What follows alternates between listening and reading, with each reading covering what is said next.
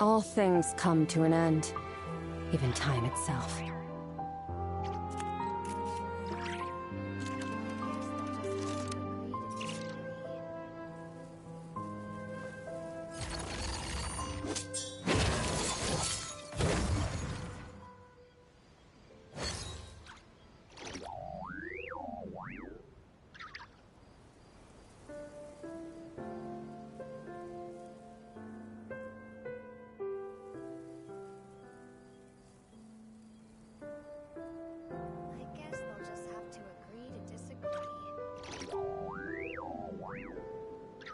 The abyss is like the world's shadow. It's always there, and it will never perish.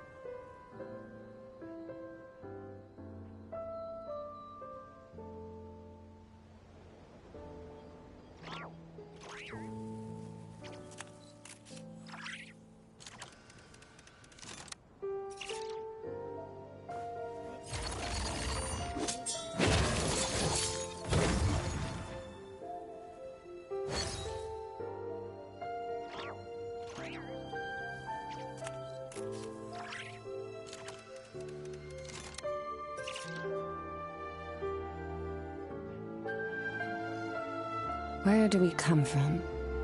And where are we going?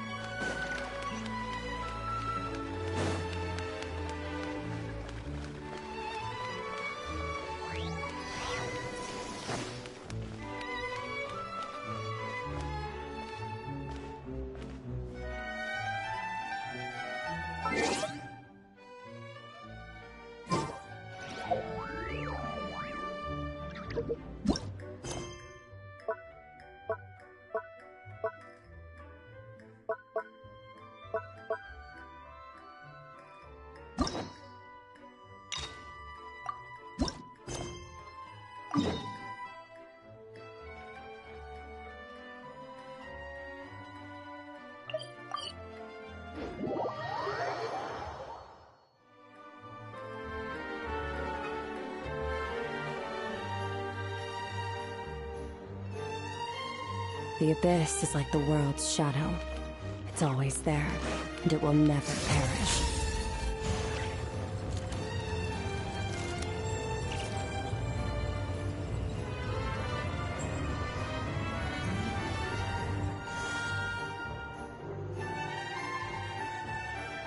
This shop looks popular today. I wonder what the occasion is.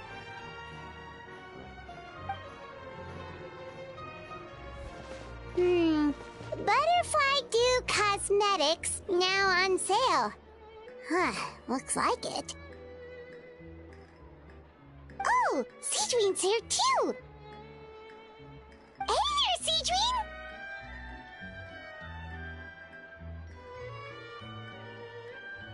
Hello there, Traveler and Paimon. I hope you're keeping yourselves fit and healthy. You bet we are! So anyway, what are you doing here, Sigewinne? The Duke insists I take regular vacations in the Court of Fontaine. This one just so happened to coincide with a promotion for a new skincare product, so I came over to take a look. I like to keep up with the latest industry developments when I can, to help me with my magazine articles. Wait, you write? For a magazine? Which one? It's called Beautés en Fleur, and it's run by the Fontaine Beauty Association. I've done lots of articles about skincare for them, using the pen name Maritime Flower. Oh, wow! You're a Maritime Flower? If Paimon's not mistaken, you're one of the leading figures in the Fontaine Beauty Association! What's so weird about that? Everyone loves beauty! I really like this role.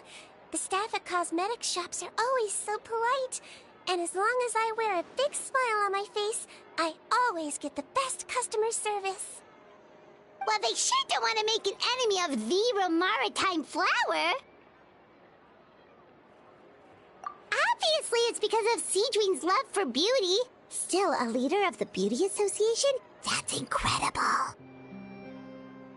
The truth is, I study this field because I cherish my own appearance. It has nothing to do with being beautiful or not. Oh, the words of a master beautician defy comprehension! Oh, wait, you're saying that natural beauty is the highest form of beauty, right? Not really. Actually, Melusine aesthetics are very different from human ones. We don't view humans based on their appearance. If I had to describe our approach, I'd say it's based on cuteness. Oh, really? Yep. Still, I really value my current appearance, and in the process of taking care of it, I've ended up learning quite a lot about skincare and stuff. It turns out, my knowledge and experience is pretty popular with beauty product lovers. It came as a big surprise to me, though. Oh, Paimon gets it now. But speaking of your appearance, how come you look human anyway? Are you like only half Melusine?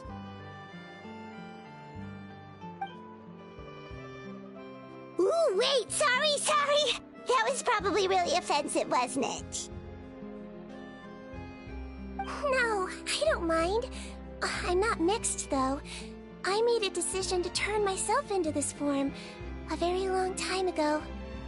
If you're interested, I could tell you the story. A shape-shifting story? Oh, heck yeah, of course we're interested! Once upon a time...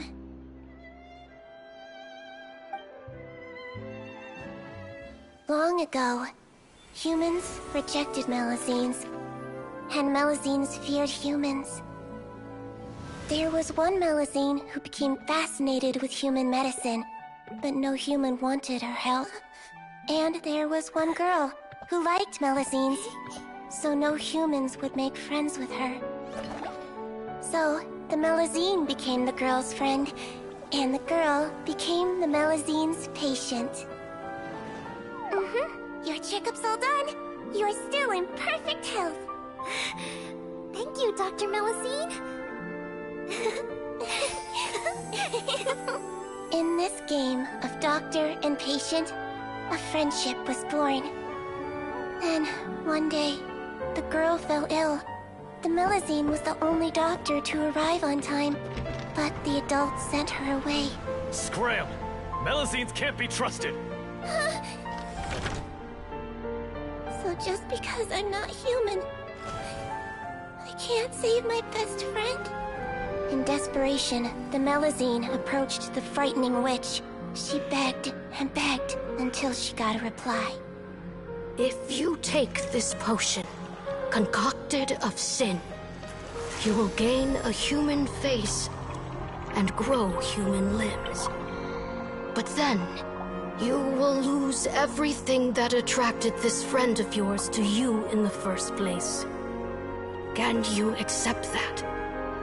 The Melusine did not hesitate for very long.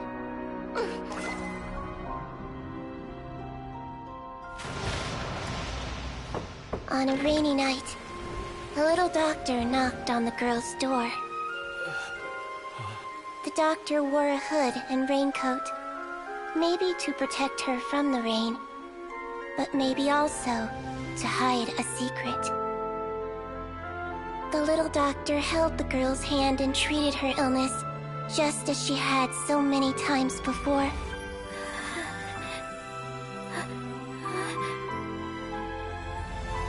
Dawn came, and the little girl's condition improved. But the little doctor was long gone, for she knew her friend would never recognize her again. And so, since then, I've lived my life in human form. Most people who know me just think I was born this way. Ooh. A witch? A potion? Why does this sound like a fairy tale? Trust me, it's a true story. Must be the way you told it then. It just sounds so...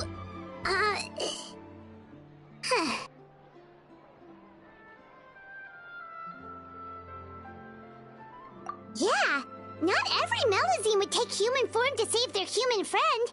That must have been a huge decision. Treating patients is a doctor's duty.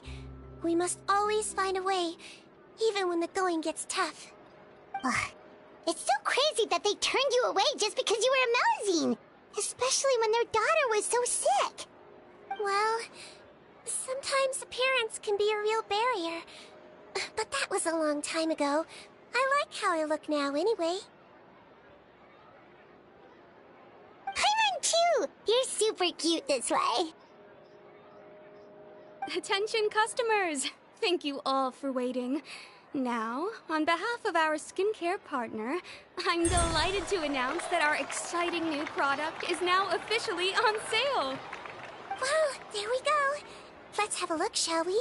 Paimon, if you want to buy any skincare products, I'll be happy to give you some suggestions. Really? Personal advice right from a leader of the Fontaine Beauty Association? What an honor! Allow me to introduce our newest skin lotion, Butterfly Dew. I'm sure many of you have already read about this product's trials in the newspapers. To say that it improves skin quality is an understatement. This product gets its name from the way it transforms your skin and makes it glow anew, like a butterfly emerging from its chrysalis and spreading its wings for the first time. We are thrilled to have the inventor of this fantastic product with us here today. Please welcome Mr. Rawat, a researcher from the Fontaine Research Institute. Now, without further ado, I'll hand over to Mr. Rawat to tell you all about what Butterfly Dew can do for you. Thank you. Hello, everyone. I'm Rawat, and I developed Butterfly Dew. Wow, what a looker. He's a researcher? Wow, he's really challenging the stereotype. It seems that everyone is surprised by my entrance. Or should I say, my appearance. I'm well aware that researchers are generally better known for their brains than their dashing good looks. In that regard, I do believe I break the mold somewhat. Of course, appearance is a skin-deep way of defining a person. And yet one's appearance can be a very real set of shackles, holding a person back in their life. It can rob a young person of their self-confidence when applying for a job, dissuade a young lady from approaching the one she loves. Our actions are at the mercy of our appearance, and we slowly become the very person that the outside world sees us as. But what if I told you that those shackles can be broken? If our appearance prevents us from changing, then let us first change our appearance itself. Wash away moles, birthmarks, and wrinkles, and they can no longer rob us of our confidence. Replace them with luster and radiance, and we shall never again hang our heads in shame. That is why Butterfly Dew exists. Its mission is to allow us to shed our pupae, undergo a complete metamorphosis, and embrace a new life. Well, whether it actually works or not, after that speech, Paimon's already sold! Mr. Rawat, could I ask if you've used this product yourself? Of course, I tried it many times while I was testing it. You can consider me a product ambassador. Wow, then it's sure to work! Still, I don't expect to convince you just by blowing my own trumpet. So, could I get a volunteer from the audience to try it out? Oh, Paimon volunteers!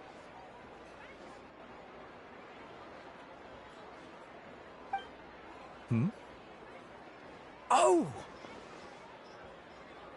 Ah, what an honor! It appears we have a giant of the Fontaine Beauty Association here with us. In that case, Miss Sigewinne, could we seek your most expert opinion on this product? Sure. Whoa, is that romaritime flower? They say she's the pickiest user of skincare products in all of Fontaine. Here you go.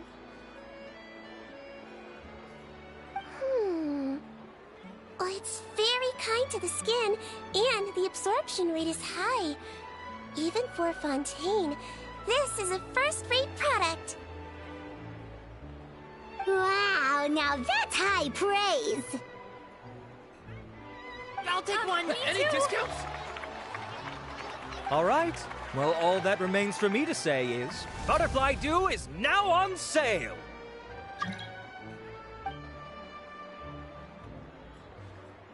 Think we should buy a bottle too?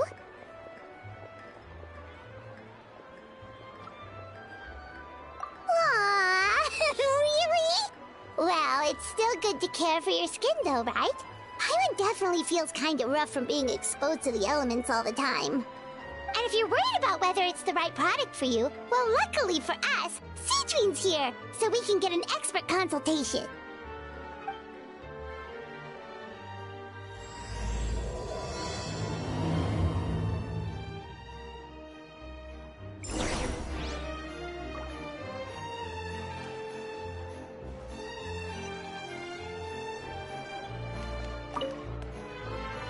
It's an honor to receive such high praise from you.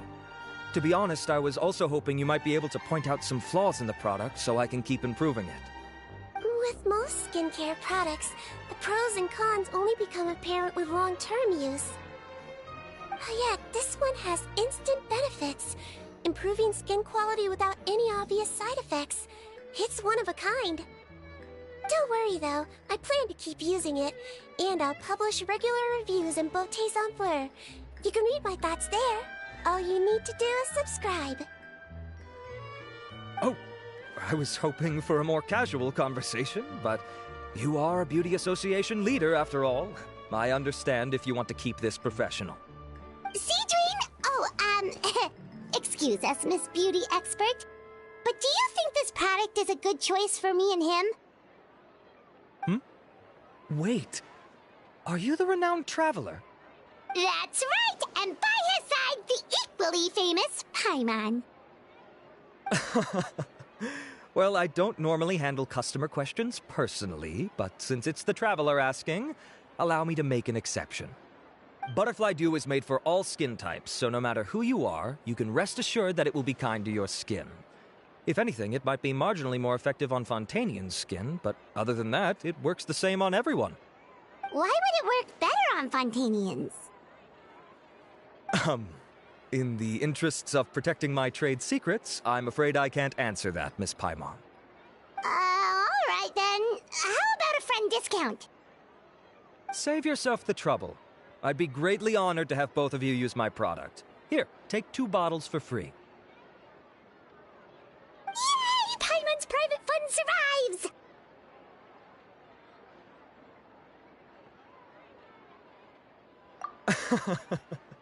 I can see why you might think that, but please don't misunderstand. This gift is simply a token of my esteem. There's no business motivation behind it. To me, finding new customers for Butterfly Dew is about meeting kindred spirits, fellow admirers of physical beauty. I consider it a labor of love. Admirers of physical beauty? Eesh, that's embarrassing to say out loud. It sounds so shallow. It's nothing to be ashamed of, Miss Paimon. Most people claim to desire inner virtue, but it's still physical appearance that turns their heads. This is a fact of life. It's only natural for people to desire to become beautiful, and that's exactly what inspired me to choose this research direction in the first place. You're right. Everyone loves beauty, don't they? Look at the time. My apologies, but I have other things to attend to. I'll leave you with these 2 bottles of Butterfly Dew, and I look forward to seeing you again. Paimon, I'd say there's no need for you and the Traveler to use this product for now. Why? Is there a problem with it? The quality is fine. I just think there's room for improvement. I think I could add some ingredients to the mix to make it more effective. Really? Then why didn't you tell Rawat about that? Researchers are a very special breed of human. You can point out their flaws to their face and they won't mind very much. But if you tell them that someone else could do a better job, ooh, now that'll make them really upset. If I'd mentioned it, he probably wouldn't have given you those 2 bottles for free. Huh, fair enough, that makes sense. If you're interested in the more effective version, I can write up a list of ingredients for you. Just come get me once you've gathered them. When you say more effective, you mean it'll make Paimon even prettier? Ooh, how can we say no? As for me, it's probably time I got back to the Fortress of Meropide. I mustn't leave the infirmary unattended for too long. Alright, see you there then!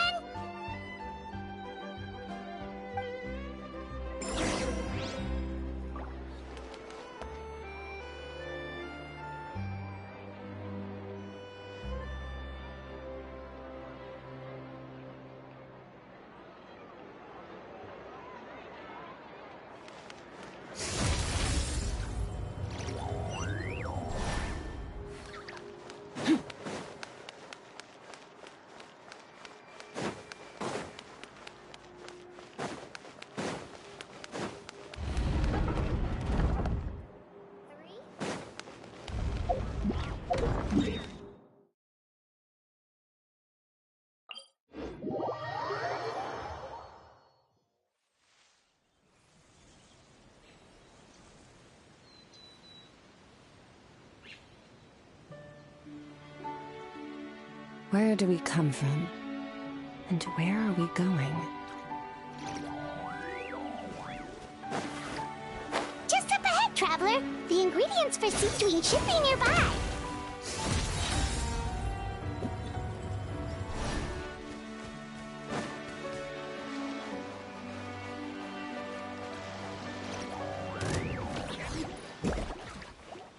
Extinguished!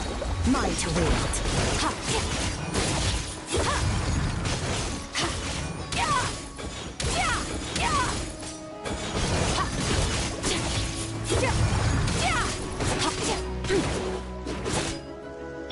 Fulfill our pact! Get to work! Allow me! Annihilate! Power!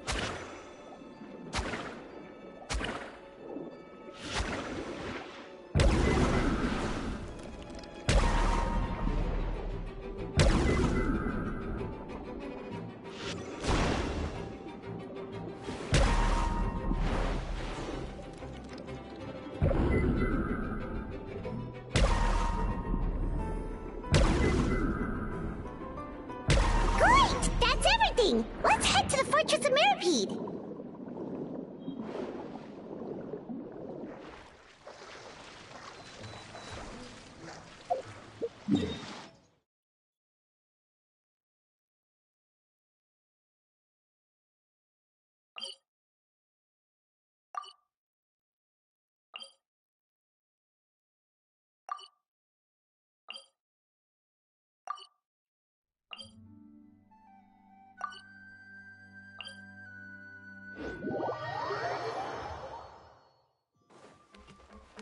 Merciless.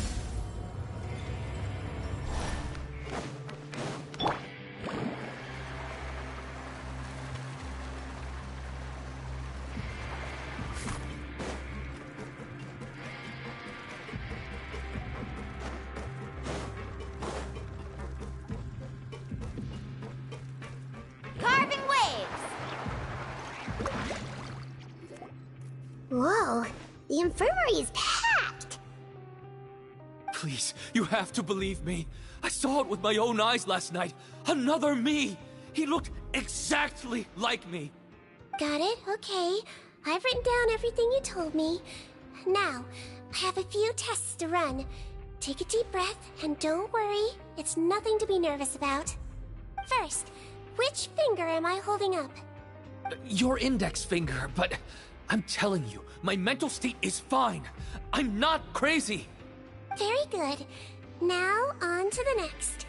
Hey there, Your Grace. It's been a while, huh? Ah, it's you two. Indeed it has.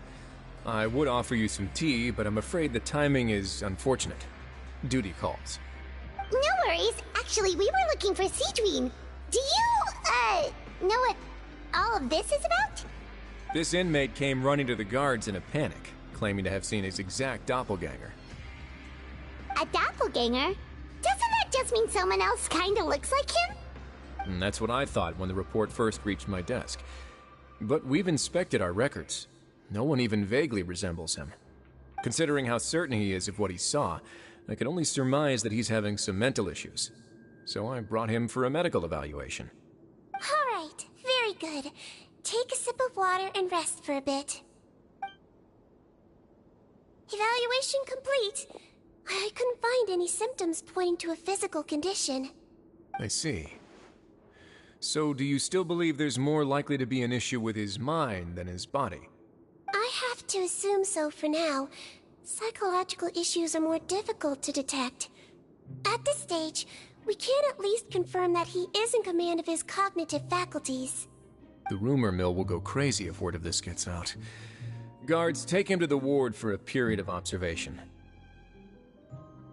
The Marechaussee Phantom has requested my cooperation on a case, otherwise I'd deal with this myself. Sorry for the trouble, head nurse, but I'll have to leave this to you. No problem, Your Grace. I'll add him to my observation list. By the way, we have a couple of guests here who have made the trip just to see you. I imagine it must be important.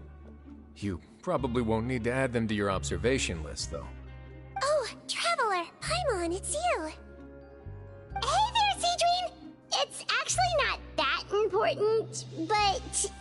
I'll be in my office if you desperately need me. Goodbye for now. Okay, bye-bye! So, Sigewinne...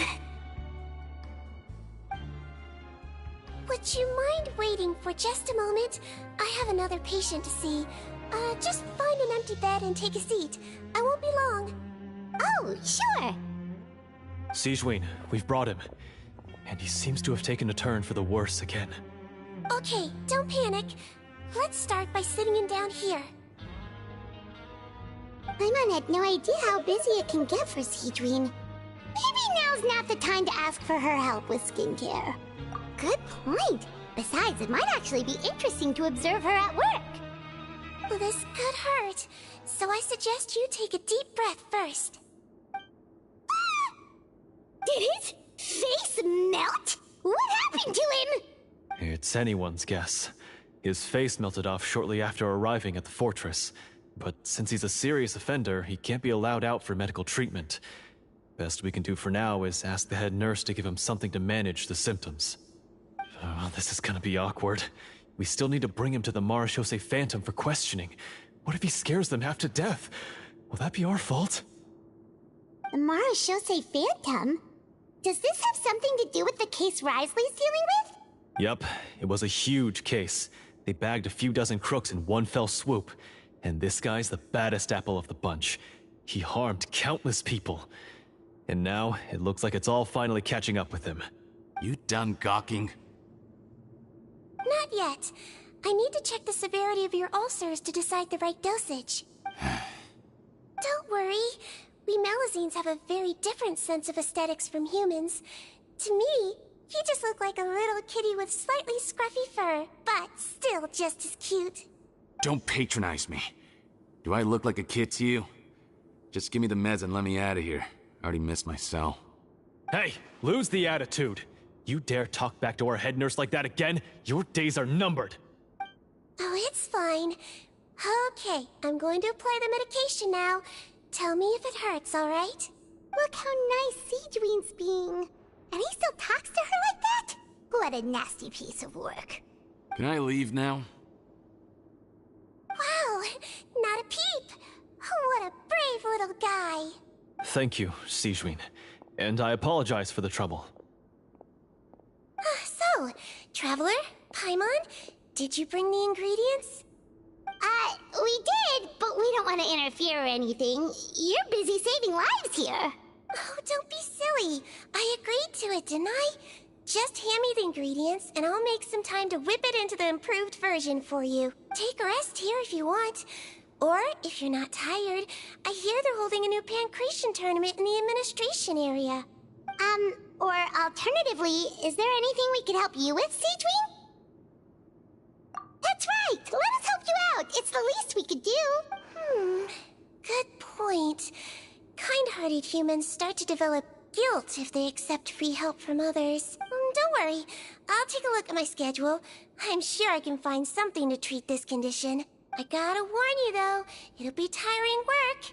So I suggest you take a break first, then come back and see me when you're ready.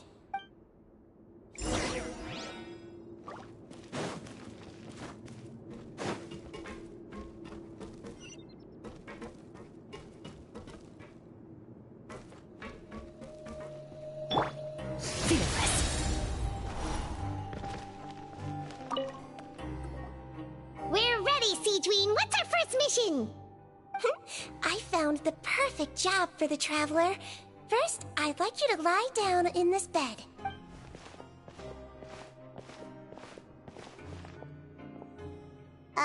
What for?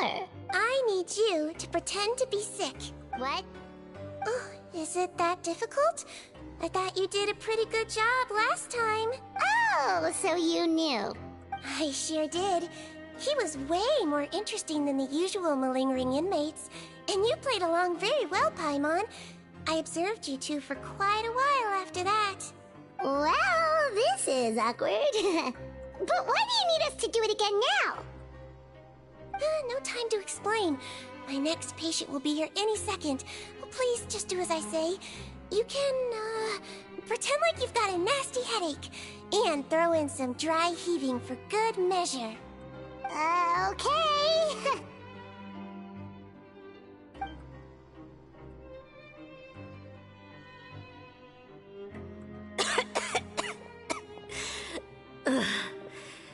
Hey, Doc, it's me. I'm only here because my mom won't stop pestering me about it. So annoying. Well, your mother has enough on her plate with a busy job. Well, the last thing she needs is to worry about you being sick as well. I know. I shouldn't treat the place like a playground. Shouldn't go swimming in the lower levels where we join up with the sea, because it'll give me a cold and distract her from her work. I thought I'd be able to have some fun here at the fortress for a few days, but it's always, don't do this and don't do that. All right, sit yourself down and I'll take your temperature. Your fever still hasn't gone down. Well, here's your medicine. 1 cup for starters, and we'll see if it helps. But Doc, it's so bitter. Do I really have to drink it?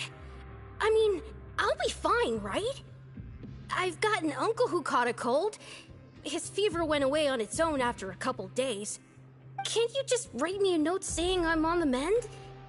I just need something to keep my mom off my case. I sure can. You're a very brave boy after all. Huh? Brave? What makes you say that? Well, if you want to rely on your own immune system to clear up your fever, then you'll have to tough it out like this guy.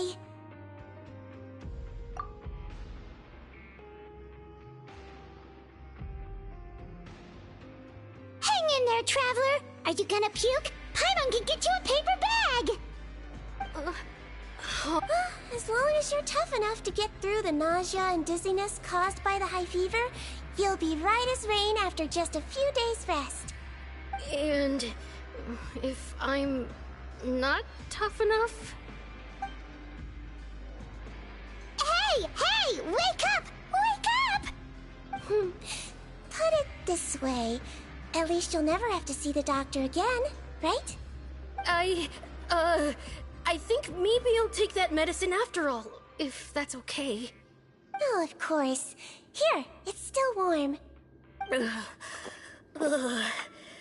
It's so bitter. All done. Great job, you two. That kid really doesn't know what's good for him. His mother's a guard here.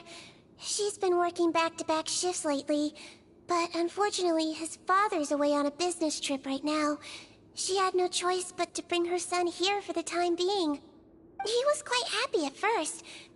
He seemed to think that the Fortress of Meropide would be all fun and games. So you made us put on that act just to scare a kid into taking his medicine? That's a pretty sneaky trick. Seems like there's a whole side to Sigewinne we never knew about. It's a technique I learned from my teacher. Oh, you had a teacher? Was she a Melusine doctor too? She was human. She passed away a long time ago.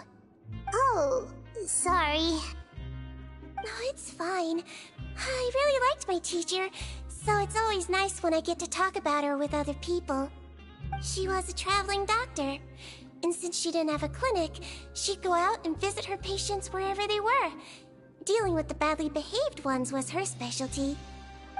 She used to say, if you can scare the little brats into taking their medicine, you won't have to hear them wailing and screeching when their condition gets worse.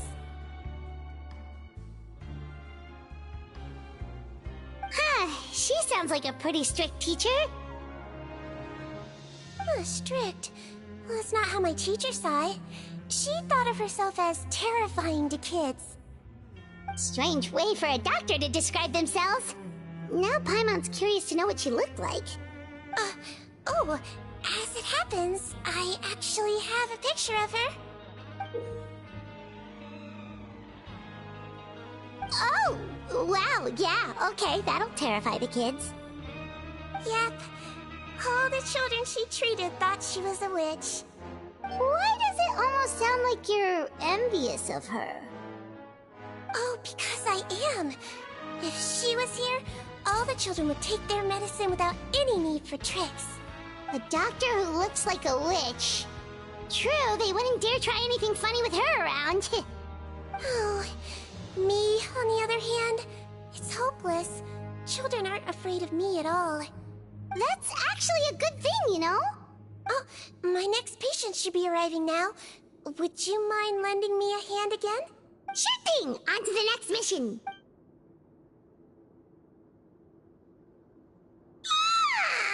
Is it nighttime already? That flew by. You really have a busy job, Sigewinne. Well, thanks to you two, it was much easier today. Aww. Should we get some rest? It's getting pretty late. Oh, there is one last thing. I have to keep it confidential, so I usually leave it till after everyone's clocked out. Confidential? Are you sure you can tell us? Well, it's fine. You're not living here anymore, so it's okay if you know. All it is I have to prepare some ingredients to make healthy meals with. Wait, you mean those healthy meals? My patients refuse to eat any healthy meals I prepare in front of them, so I have to prep the ingredients in secret, then let the chef at the Coupon cafeteria handle the rest. Considering even the chef's version makes people uneasy, it really makes you wonder what's in it. You want to find out? I can teach you how to make it. That way, if you ever suffer from exhaustion on your future travels, you can prepare a healthy meal for yourself. It's really good for you, you know. Sure? Guess we can help out one more time.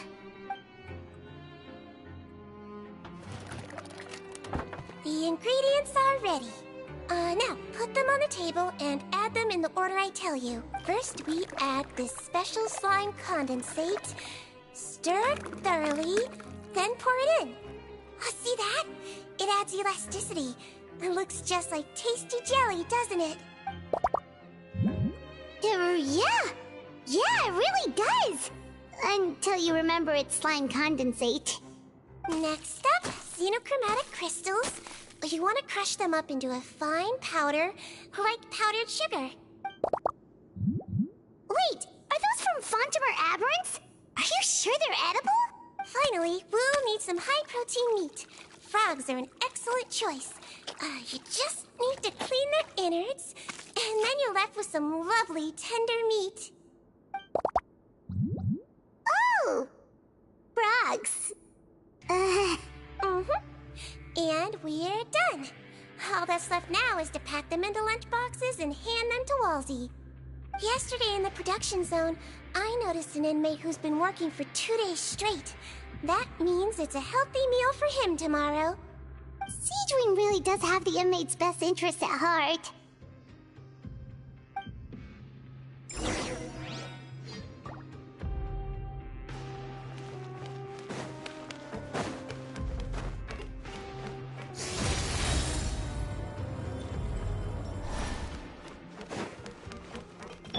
Let's ride!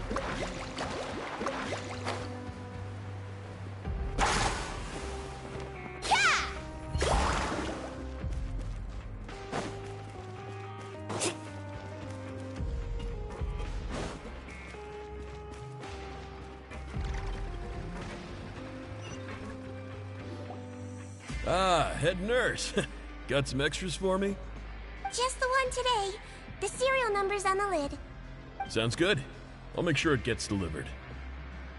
Sounds like they're talking in code. Thanks for your help. Oh, it's no trouble at all. I only wish I could do more.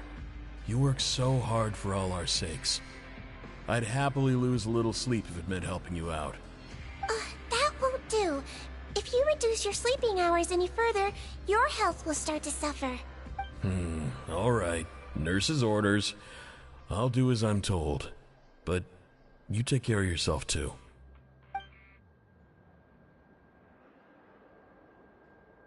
Well, I'm done with work for today. Thanks for helping out, you two. Seems like the guards and staff here have a lot of respect for you, Sigewinne. In just one day of helping you with your work, it feels like we've done a lot for the fortress. Head nurse, please, wait. I'm sorry to disturb you this late at night, but I think you'll agree, this is urgent. Okay, just relax and catch your breath. What's the matter? The guard at the observation ward, Odilon, he told me to pass on a message to you. One of the inmates there, the guy suffering from possible hallucinations, well, he seems to have made a sudden recovery, and now he wants to apply for permission to leave the ward. Huh? Already? You were right to tell me. I'll have to examine him and make sure he's well before we discharge him. Looks like we've got one job as medical assistants left. We'll come with you. Carving waves!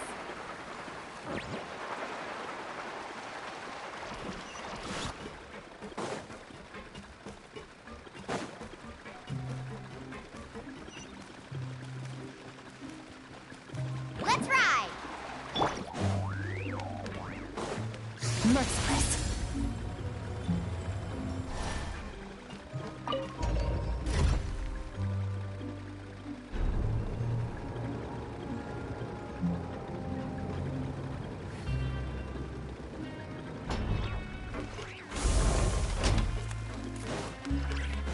Merciless.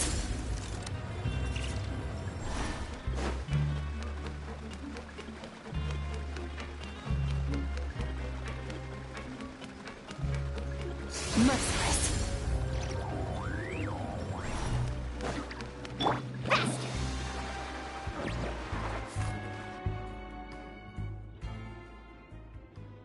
Ah, head nurse, you're finally here. I'm so sorry for all the trouble I've caused you, but I believe I've now made a full recovery. After giving it some thought, I'm sure that I was probably just seeing things. Stress-related, I imagine.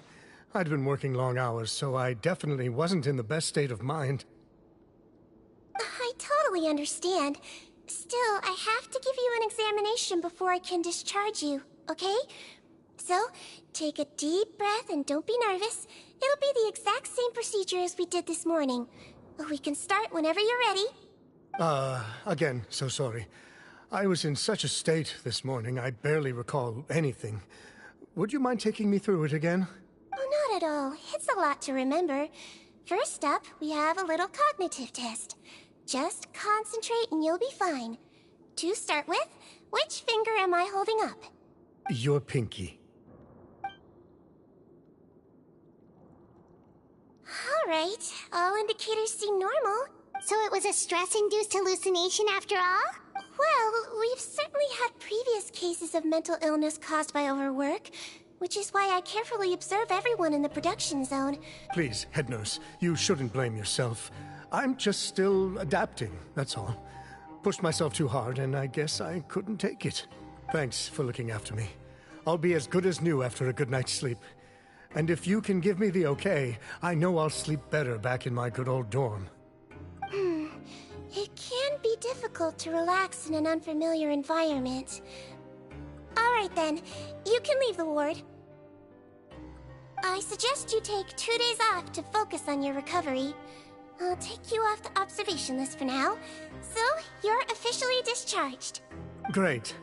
I can't thank you enough, head nurse. Mr. Odilon, could you escort him back? Of course. I'm on guard duty in the administrative area tonight, so nothing will go wrong. You have my word.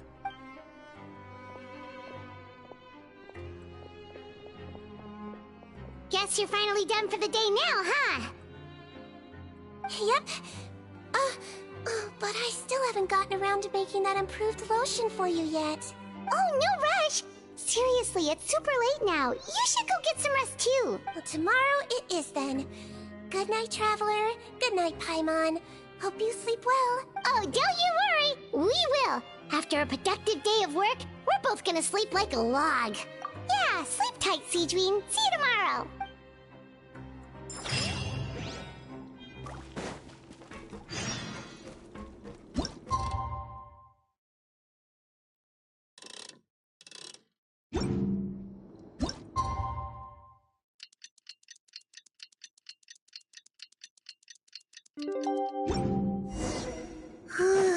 Paimon really did sleep like a log.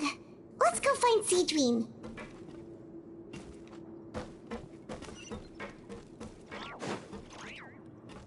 Off we go. Let's ride!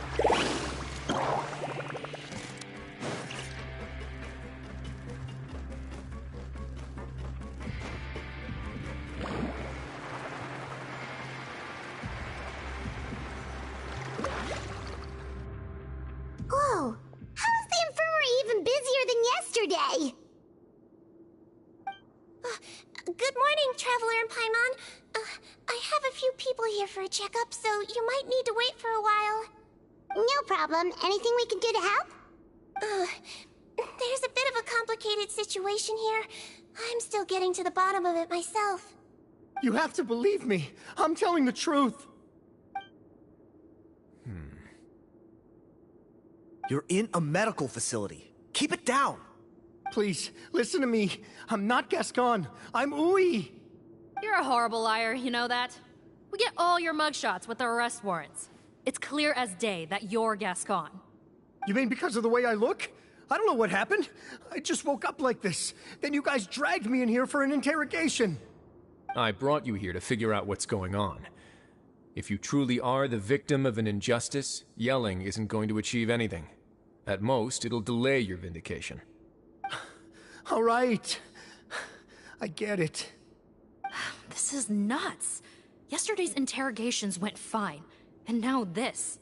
Morning, Your Grace. What's going on? Remember the case I mentioned yesterday? The one brought to me by the Marechaussee Phantom? Well, we've been questioning the inmates involved this morning. Every single one of them is claiming mistaken identity. Huh. That's even weirder than what that guy was saying yesterday. The thing is, none of them have been able to provide any evidence whatsoever to support their claims. Questioning them further got us nowhere, so for now, we've brought them to the infirmary. And we thought yesterday was as busy as it got for Sigewinne. We've compiled their statements. Have a look. Perhaps there's something we missed.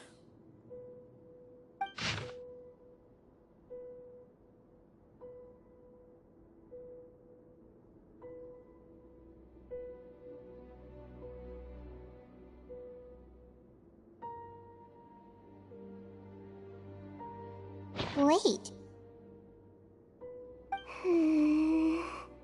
Release? Interesting. The inmates they spoke of in their statements appear to all be due for release today. I noticed that too. If that's their plan, they're underestimating us a little. Every serious offender claims that there's someone else who just so happens to be due for release today. And they're expecting us to go along with that. All the more reason to be cautious. Lumberzar, check the release list for today and make sure no one gets processed. We're gonna need an excuse, though. Just say we're out of forms, and that we're furiously printing more as we speak. I'm on it. It's conceivable that our group of serious offenders somehow found a way to switch places with inmates who are about to be released, so they can walk out right under our noses. We did consider that possibility. But I mean, just look at them. They match the warrants, period. How could there have been a switch? Only if they're dead ringers for the inmates due for release, I suppose. I gave you that name list yesterday to assist in your investigation. Did that help? Yes, the inmates' mugshots were attached to the list. The first thing I did was check for lookalikes, and I didn't find any. The only other thing that stands out to me is that their voices sound a little different today. But it's not exactly hard to put on a fake voice. Oh, really? What does our head nurse make of all of this? Give me a moment. I think I have a way to confirm whether there's been a switch. I know, it's not time to change your dressing yet, but please bear with me. Huh? Isn't that the guy from yesterday? This should be Honore. He has very severe facial ulcers, which require an operation in the hospital at the Court of Fontaine. I authorized him to leave the fortress for medical treatment under guarded escort. Yes, like I told you. I'm not Potton. I'm Honore. So there has been a swap. Well, I can see what happened in Potton's case, but how do you explain the other inmates?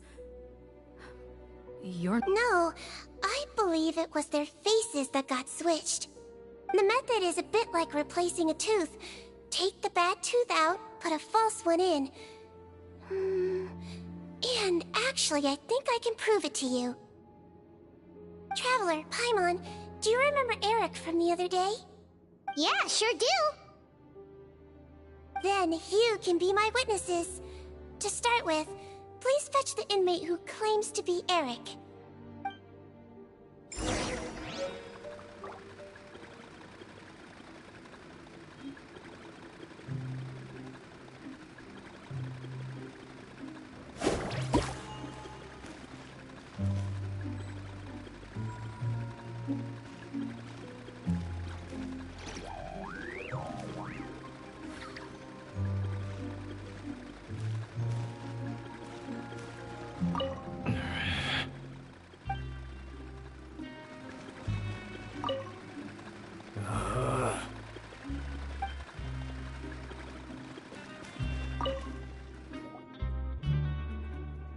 So, you're Eric? Yes, head nurse. It's me. You do believe me, right? I need to do another examination on you. Same procedure as yesterday. All right. It's the cognition test first, right? So I need to concentrate. Now, try to recall if you can. The last time we did this test, which finger did I hold up? I believe it was your index finger. But that means... Huh? So, basically, last night, the Eric who said he saw another him suddenly recovered and applied to leave the observation ward. Sigewinne did another test before letting him leave, but that time, she held up her pinky finger. Huh? I don't know about any test last night. There was nothing to do in the observation ward, so I went straight to bed. Then I somehow woke up in a high-security cell. Well, in that case, there is a reasonable explanation for the strange events of the past 2 days. So, what exactly happened? The gang of serious offenders wanted to break out of prison, so they identified a group of scapegoats, namely inmates whose terms were almost up, and planned to switch appearances with them. Last night, when Odilon was on duty, they ambushed him and had one of their group switch appearances with him using their face-swapping method. That allowed them to avoid scrutiny from the other guards. Then, once all the other inmates were asleep, Odilon spent his night shift carrying out the remainder of their switcheroo plan. However, they made one mistake. Henri changed his appearance to match Eric's earlier than he should have done, and ended up being spotted by the real Eric. Real Eric came to the guards for help, but we didn't know then what we know now, so we put it down to hallucination and sent him to the observation ward. However, since one of the gang members was posing as a guard, they simply changed real Eric's appearance and had their Eric take his place, muddying the waters even further. Right, because I put Eric on the observation list by then, and no inmates on that list can be processed for departure until I've discharged them. Hence why the imposters had to pull that little stunt to get fake Eric off the list. Yeah, it all makes sense now! The Duke cracked the case! Well, I can't fault the reasoning. But I'm afraid that we ruled out the possibility of face switching very early on in this process. Criminals altering their facial appearance to commit crimes is nothing new. In fact, one of the explicit duties of the Melazines in the Marechaussee Phantom is to identify criminals in disguise. We carefully examined all the suspects, and there is no evidence that any means of disguise were used in this case. Huh. Well then, how do we explain all this? So far, it seems more likely that the gang stole documentation belonging to the inmates due for release, and are using that to commit identity fraud. Actually, there is a potion that can completely change someone's appearance. If they use that, even a Melazine wouldn't be able to detect it. A shape-shifting potion? Forgive me, head nurse, but this is the first time I'm hearing about it. If such a potion truly existed, it would jeopardize our entire investigative process at the Marechaussee Phantom. Are you certain of this? Yes, I am. But... Please, trust me in my professional opinion as an experienced clinician. At the same time, without any solid evidence, it's pure speculation. If we can round up all the inmates suspected of switching places, then have a little talk with both sides, we might just get our answer. Yep, let's do that. Okay. Well, it was our negligence that meant we had to come and conduct these post-internment interrogations. And I know it's put you out. We'll do... Your Grace, bad news. I paused the releases like you asked, but we were too late. A bunch of people already got processed 2 hours ago. I checked the list, and sure enough, it's all the people who gave statements. 2 hours ago? That's before today's interrogations began. They had this all planned out. So there really was a switch after all. They really pulled the wool over our eyes on this one. We should be able to catch up with them if we leave now, right? Not if that potion is real. They can just switch faces again after leaving the fortress. And if the Marechaussee's Melazines can't even spot them, we wouldn't know where to start searching. Yikes! So we're at a complete dead end!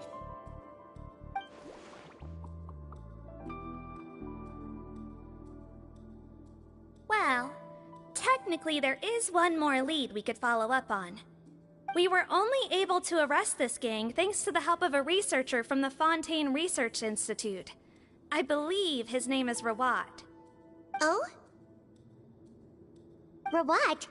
Isn't that the handsome guy we met at that skincare promotion? Handsome? Maybe from a human point of view. I just remember that he specialized in potions. One of the crimes this gang is charged with is the manufacture and sale of illicit drugs. According to Mr. Rawat, they appear to have stolen technology he developed through his research and used it in their operation. At first, he thought it was a typical case of intellectual property infringement, and he tried to negotiate with them. Thanks to his report, We were able to swoop in and arrest them all in one go. What a hero! Bet that took courage on his part. No doubt. This is worth following up on. As the one who snitched on them, it's highly likely that Rawat will be targeted by the escapees. That aside, since he's negotiated with them in person before, there's a chance he'll have some additional information for us. Understood, Your Grace. My team and I will head to the Fontaine Research Institute right away. In the meantime, please keep an eye on the Face Switch victims for us. Of course. Miss Morgan, I'd like to come along and help you catch these criminals. Huh? Why's that? Well, I'm the one who discharged the fake Eric last night, so I feel partly responsible. Don't say that, head nurse. Your focus was on the inmate's health, and rightly so. We can't ask you to help with arresting criminals. That's our duty. I also have a more personal reason. Potton is a patient of mine, and if I don't get a new batch of medicine to him in time, his condition will get much worse. Look, head nurse, I completely understand where you're coming from. But arresting criminals is dangerous business. And if anything happened to you, none of us can afford to take on that responsibility. Don't worry, I can defend myself just fine. You say that, but still... If I may, Miss Morgan, Sigewinne is the one who raised the potion hypothesis, and I'm sure she has far more expertise on the topic than your team. My suggestion would be to bring her with you. And if you really are worried for her safety, then... Ah, there you go, right on cue. Knew I could count on you. Okay. Well, since this plan has the Duke's blessing, far be...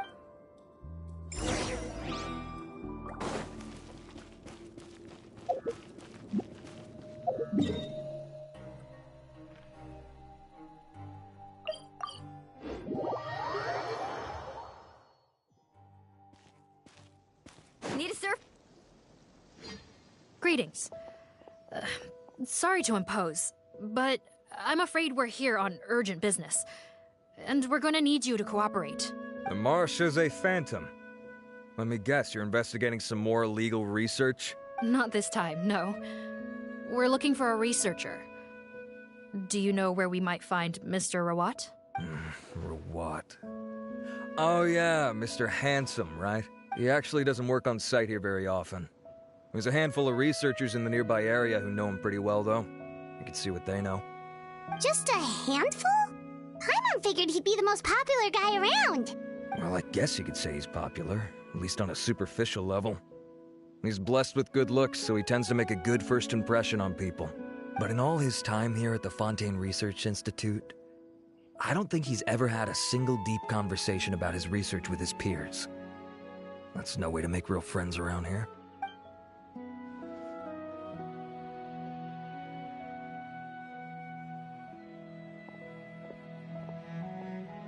That's so weird. He definitely didn't come across like a recluse at that product promotion. I don't find that weird at all. He definitely didn't strike me as the kind of guy who's, Really? Paimon couldn't tell. Must be a Melusine perception thing. Okay, we should talk with his acquaintances. But we also need to check the Research Institute for any clues. Let's split up. It'll save us some time. Sure thing. We'll go ask around among the other researchers with Sigewinne. Paimon's suddenly kinda curious to know what everyone really thinks of him.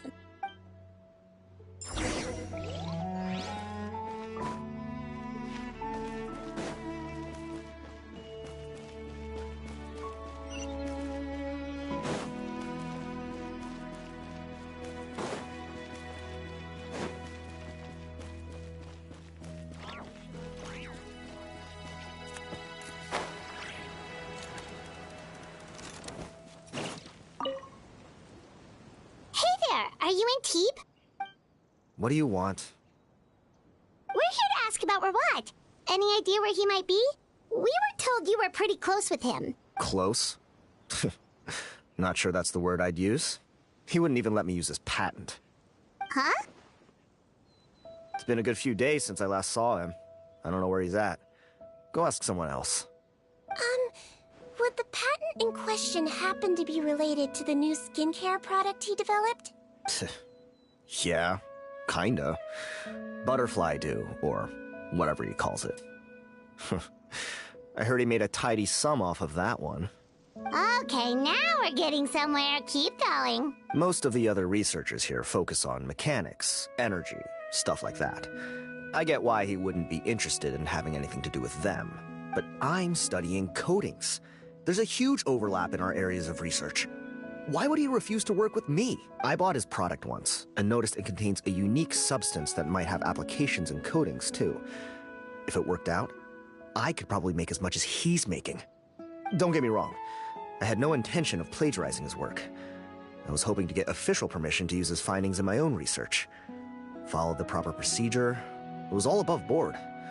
I would have had to pay him a license fee and everything.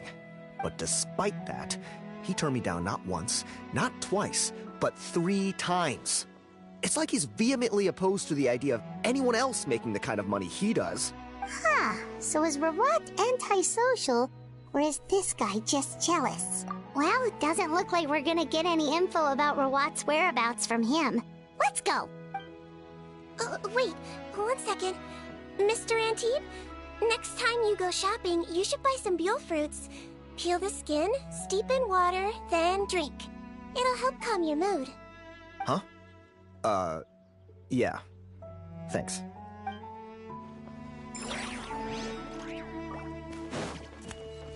Faster!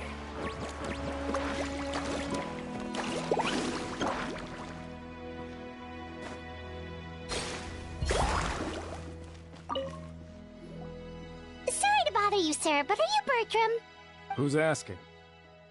Just some concerned citizens helping out the Marechaussee Phantom with an investigation. We'd like to ask you about Rawat's whereabouts, if that's okay. We're told the two of you are pretty close. Not anymore, we're not. Turns out we don't see eye to eye. Oh yeah? What happened? The thing about us researchers is, most of us do what we do for some sort of higher purpose. But not Rawat. All he cared about was how to commercialize his findings. He won't even let you work with him unless you sign a confidentiality agreement first. Also, he has better control over who gets which intellectual property rights. How are you supposed to get any meaningful research done working with a guy like that? Now that I've got my own technical solution for my compressor, I don't need to work with him anymore. So that's what Rawat is really like.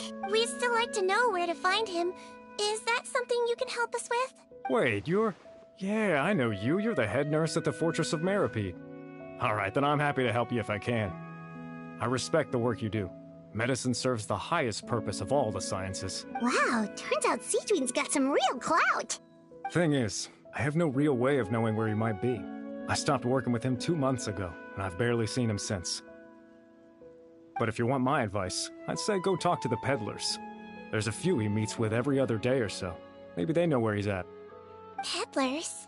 Yeah, back when I was working with him, I noticed he met with them quite often. Wouldn't surprise me if they were involved in some shady business together. Because the little I overheard was about manufacturing and selling pharmaceutical drugs. Like I said, he's all about the money. Drugs? Doesn't he work with skincare products? Do those count as drugs? Who knows? I never cared to find out. He's the Morag rubber, not me. Thank you. You've given us plenty to work with. Welcome. Goodbye, and may we both reach new heights in our scientific endeavors.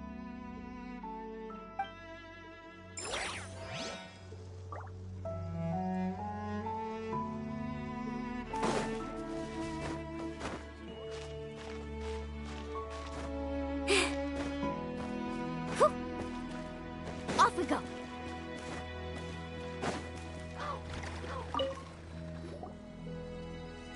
Excuse us, are you Audrey? That's me. What is it? Are you close friends with Rawat? We're trying to find out where he is. Close friends? You mean because I told him I had feelings for him once? I doubt I'm the first or last at the Institute to make that mistake. Why would you single me out as a close friend? I should have known, really.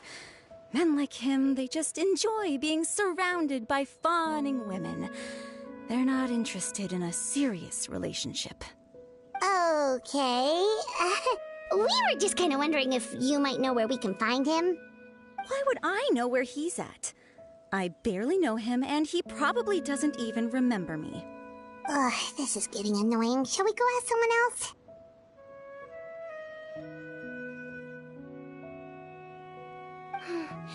I think she knows Rawat better than she cares to admit. If we leave now, it might be a wasted opportunity. Maybe, but we're not going to get much out of her while she's in this state, are we? She's displaying symptoms common among people in love, if that's what you mean. But I know a cure. It's curable? Oh, we're still no closer to finding Mr. Rawat. Oh, by this point, he could be in grave danger. Danger? Wait, why are you looking for him again? Oh, that's right, yeah! The Marshose Phantom said that he's been targeted by some pretty bad people. We need to make sure he's safe. What? How has this happened? He seemed fine when I last saw him, and that was only a couple of days ago. Just happened to run into him, of course. Oh, I see. Well, do you have any thoughts on where he might be right now? Okay, but this is purely out of concern for his safety. If he's not at the Institute, he might be at his mother's place. I heard she raised him alone, that they had it pretty tough financially, and these days she's housebound due to illness. He makes regular trips back home to check on her. Oh, okay. Do you know the address? Nope, sorry. I only found out the thing about his mother because it came up in conversation once. I was just trying to find out more about him, so I could get to know him better. When I told him I had a crush on him, I offered to help him take care of his mother. And yeah, maybe that was a stupid idea, but did he really have to yell at me for it? It's like, fine, I can take no for an answer, but what's with the temper tantrum? Unbelievable. These guys only want to show you their charming, well-groomed exterior. They can't stand it when a few home truths shine through. Looks like her love syndrome is flaring up again. We need to find out Mr. Rawat's mother's address. Let's check with the Marshose officers when we regroup. Cool, sounds like a plan. Well, that's all 3 researchers. Let's head back to the meetup point.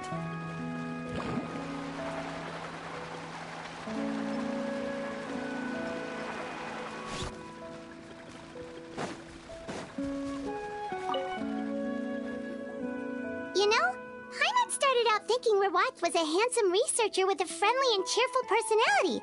It's such a surprise to learn that his peers have a different impression of him. So, what's your view of him now, Paimon?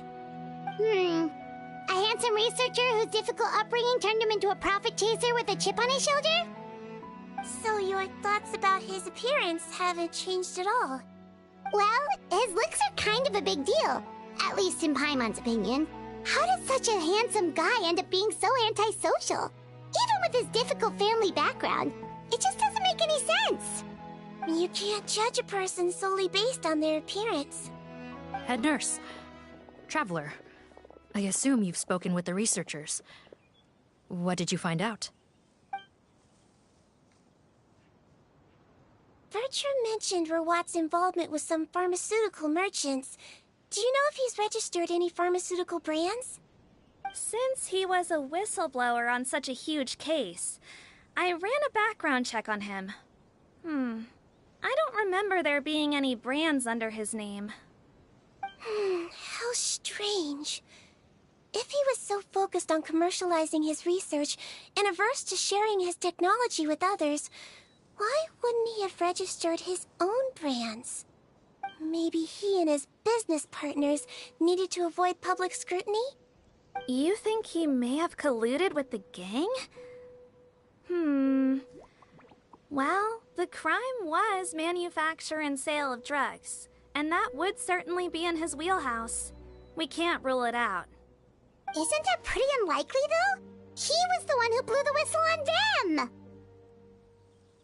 Most children who come to me with tooth decay have suffered pain for a long time already, but they'll still try to hide the fact that they eat too many sweets.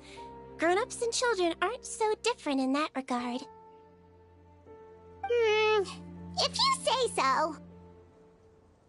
I saw him when he came to make his report, and I certainly didn't get the feeling that he was the type to collude with criminals. Perhaps it's more likely that they were coercing him. You mentioned that he comes from a poor family.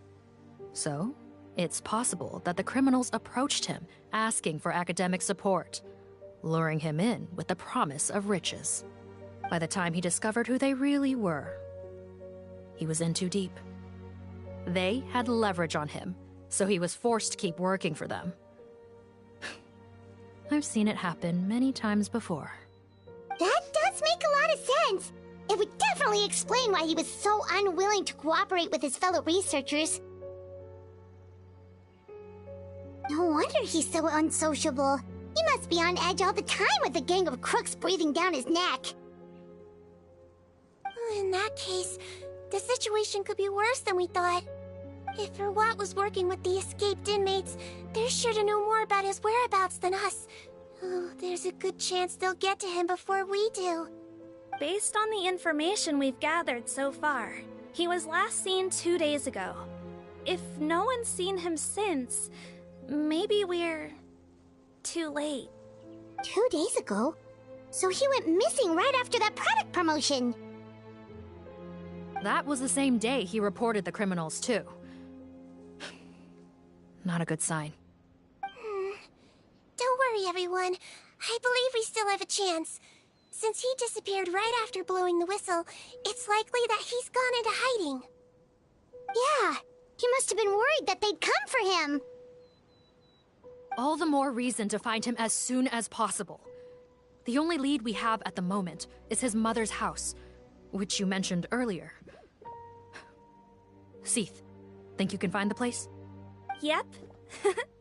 When you register a brand, the Court of Fontaine requires you to provide a legal address. The one Rawat wrote down was in the outskirts of the city. That should be the place. Okay, then there's no time to lose. Let's move.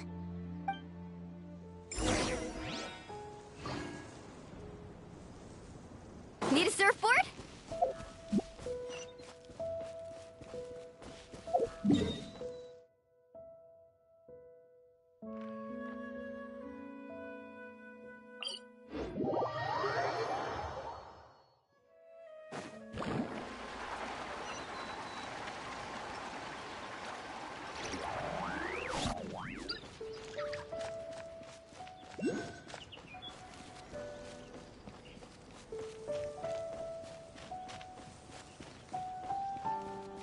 Off we go.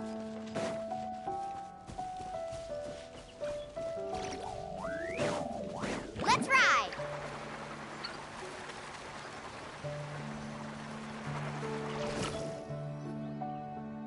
All right, this should be the house. I'm pretty sure this was the address. Okay, I'll knock.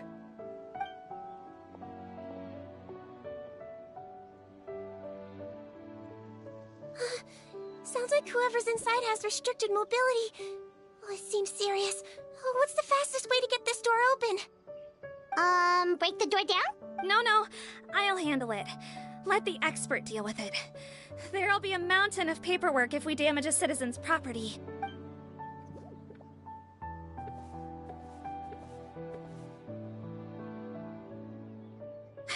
Calm down. Deep breaths. Remember your training. Control your strength. And... it's open! Seath, take a few people and lie in wait. Keep your eyes peeled for any activity around the house. The Traveler, head nurse, and I will go inside.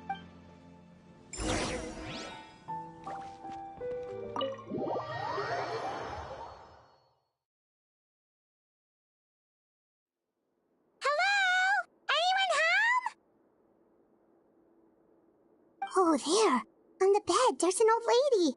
That's gotta be Rawat's mother, right? She doesn't look like she's in any state to be answering our questions, though.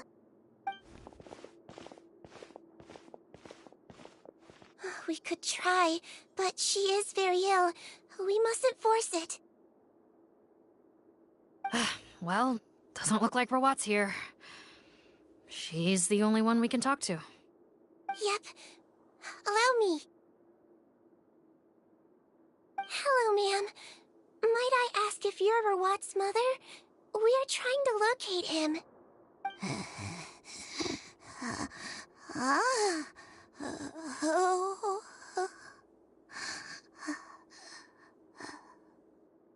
Hard of hearing, perhaps. Does anyone have a picture of Rawat? I have one here.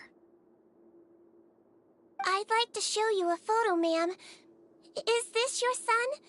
Do you know where he is?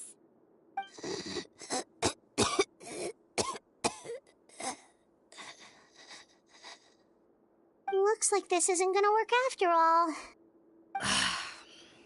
Well, looks like we're out of leads. Is it possible he could have avoided returning here because he knew he'd be in danger? Maybe. But if so, where do we look next? Maybe we should take another look at the Institute. Yes, so. I suggest we all return there now. We found a good amount of useful information the first time, but perhaps there's something we missed. This is our last hope.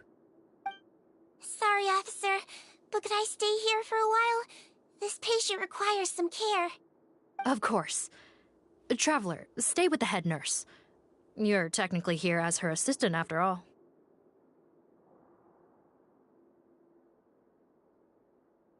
Also, I'd like some Marechaussee members to stay as well, and keep an eye on the area. Why's that? If Rawat knows how serious his mother's condition is, he will return. Got it. Okay. I'll tell the squad members in hiding to stay put and keep a lookout. Thanks for helping me out yet again, Traveler and Paimon. No problem. But when you say her condition is serious, do you mean... Yes. She's barely clinging on to life. Oh. Let me take care of a few things first. Could you pass me the towel over there? Yeah, of course.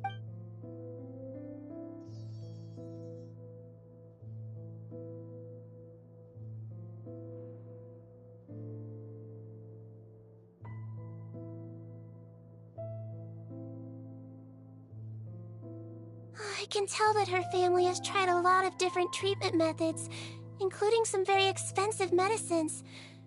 Unfortunately, her condition is so multifaceted that a recovery looks all but impossible. Sigewinne. My mom bets being a nurse must be pretty tough at times like this. Yes. It makes me a little sad. In Amelizine's eyes, a human's birth, aging, sickness, and death are as much a part of natural law as sunrise and sunset, but human medicine can defy that law to some extent. In that sense, it is a science of miracles. But it was only after I truly became a doctor that I realized miracles don't always happen. Even the greatest doctors cannot cure all disease. Sigewinne. Well, don't worry about me, Paimon. A doctor's duty is not to cure all diseases, but to treat whatever ailments they can. At the very least, I can lower her fever. That way she'll suffer less, and she might even be able to see her son. Yeah. All the more reason to find Rawat as soon as possible, even if we don't catch those... Oh, her fever is getting worse. Could I get some hot water? Sure, we're on the case.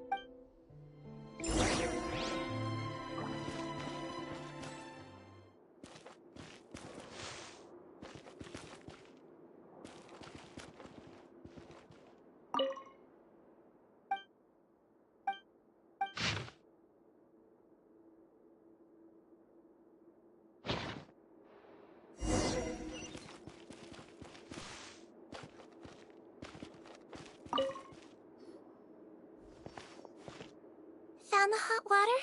Sure did. And look what else we found. Judging by this journal, it seems like Rawat has a private lab. There's a good chance he could be there right now. We gotta go tell Officer Morgan right away. Oh, that's great news. But hold on just a moment. The wet towel is ready. I'm giving you another injection. Are you feeling better now?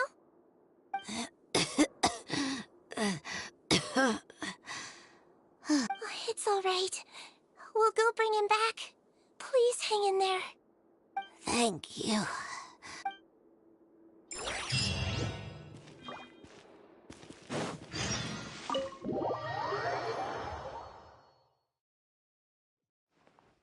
Need us faster.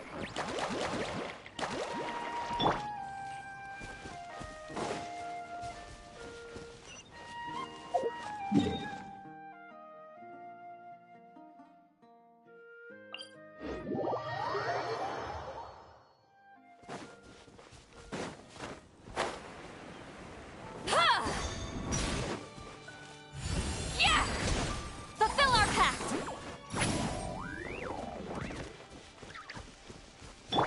Fearless.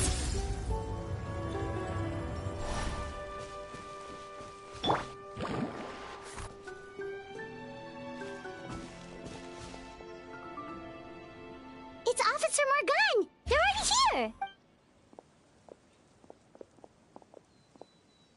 We came as soon as we heard the news. I can't believe we were so careless. The most crucial information of all was hiding right there, in that room. And we missed it. Don't blame yourself. Right now, we need to focus on finding a way in. There's a mechanical door over here! Hopefully the instructions in Rawat's journal will help us open it.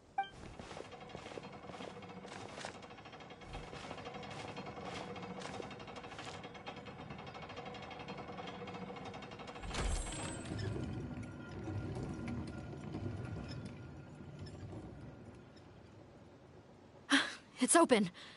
Let's go in.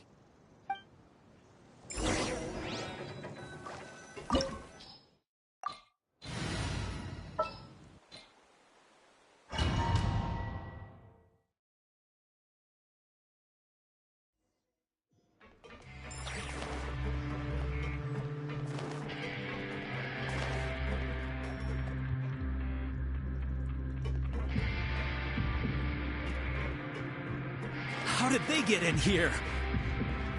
Captain, up ahead! Those look like our fugitives! So they found this place too? Don't let any of them escape!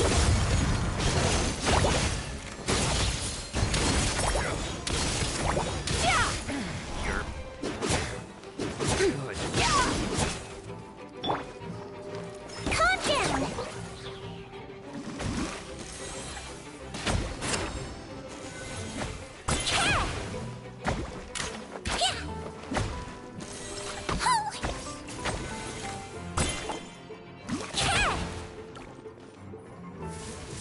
Hold still! Don't be nervous! Just relax!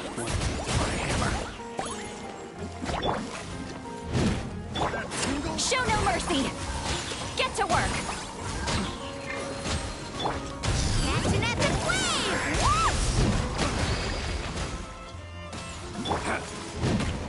Eat Laline! Eat Papa! Get him! Into the void! Should replace my hammer.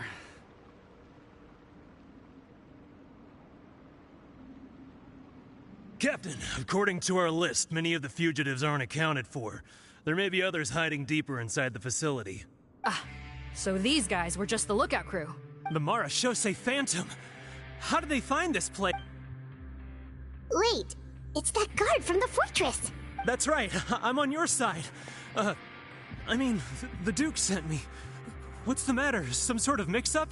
Mr. Odilon, didn't I tell you a few days ago that you need to stop all field work until you've recovered? Well, you know, gotta help His Grace out. Share the load. Officer Morgan, this man is an imposter. The real Mr. Odilon has no recent health issues. What? But I... Looks like the head nurse was right about the face-swapping method.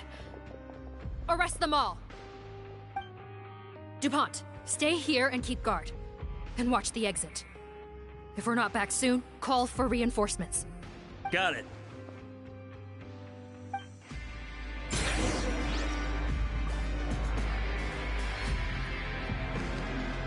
Merciless.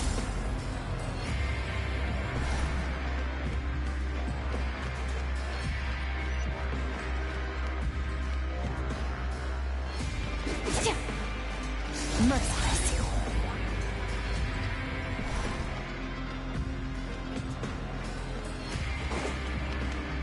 Let's move out.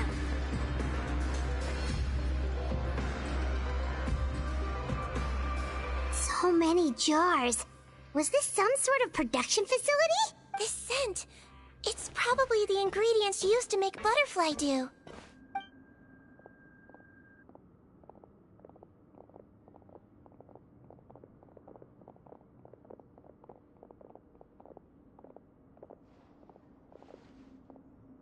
How come they're all empty?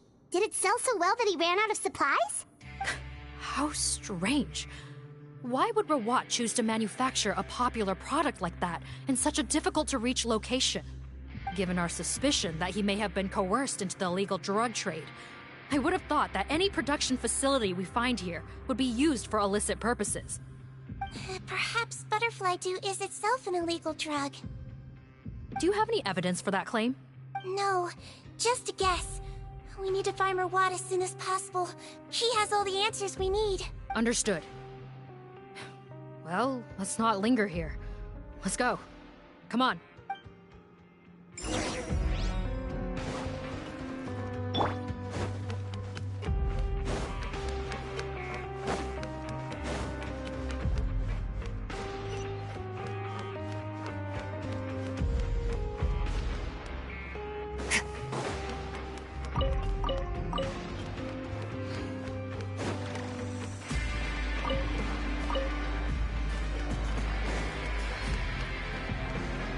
Doesn't look like we're gonna get this door open. Let's find another way around.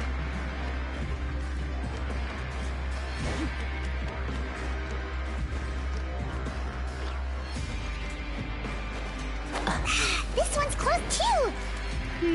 What's with those carts and tracks? Oh, maybe it's one of those doors that opens when it senses cargo passing through. There's a loaded cart right over there. Let's bring it to the door and give it a try!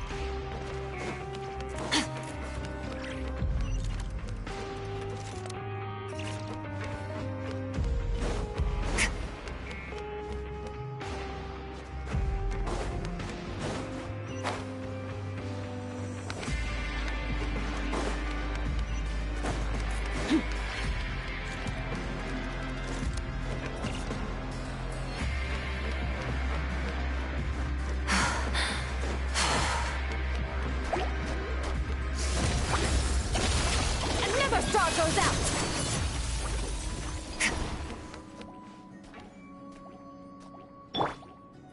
Show no mercy! Calm down!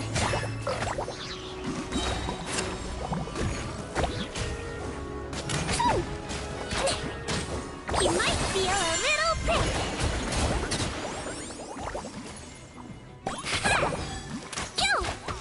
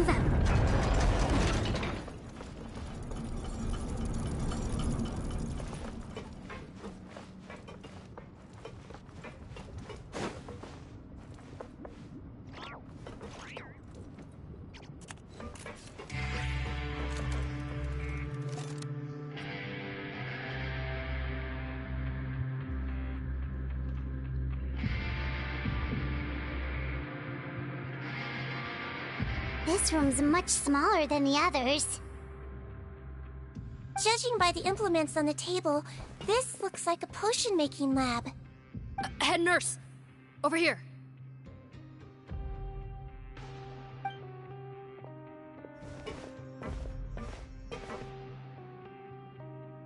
Let's see. Huh? Rawat's clothes? Why would he change here?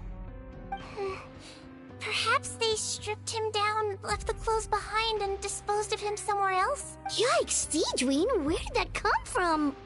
Oh, what a tragic way to go. Especially with such a bright future ahead of him.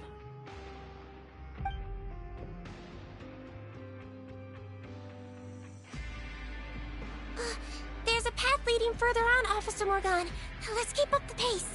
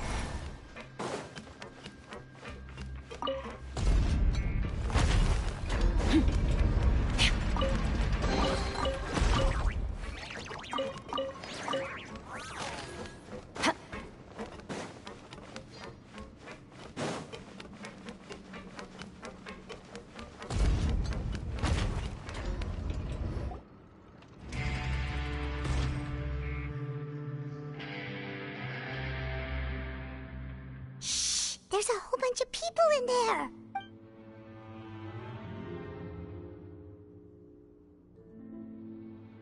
Are you serious? You're telling us that within a day, our faces are going to rot like yours? Fontanian physiology changed dramatically after that great flood, and it's not as compatible with this face-changing solution as before. The side effects are as you can see. Why didn't you say anything before we all used it? Look, my plan got you all out of prison, didn't it? You'd have much bigger problems to worry about right now if the Marshal Say Phantom found out about your other crimes. Consider an ugly mug getting off lightly. Ugh. You're just lucky we didn't leave you in there after you disappeared on us with no warning. We only let it slide because we're former partners. Partners? Make no mistake, each of us is only looking out for himself. If you place too much trust in others, well, I'm afraid that's your problem. You hid things from me too. Remember how you each had a spare potion? You kept quiet about it until we planned the prison break? Oh, and you didn't have a secret spare? Then do you want to explain how you melted your face off before all this? Guys, that's enough. Calm down. It is what it is. Arguing won't change anything. What's the plan, Parton? I'm assuming you brought us here for a reason? There is no plan. We followed him here on the promise of more juice. But it turns out there ain't a drop here. Besides, what does it matter now anyway? He already said, even if we did get our hands on more of that stuff, switching faces again solves nothing. They're still gonna melt off eventually. I said enough arguing! Parton, tell us the plan. The most practical solution is to continue using the potion. Keep switching to a new face before the ulcers can start forming. Are you kidding me? This stuff was hard enough to get a hold of even when we had a supply. Now you're asking us to use it like skin lotion, after the flood all but wiped the supply out? Well, there is another option. But you'll have to make a deal with me first. Okay, now we're talking. What's the deal? I have a document I took from that researcher that details how to make a replacement. Just give me one bottle of the undiluted fluid, and I'll get to work.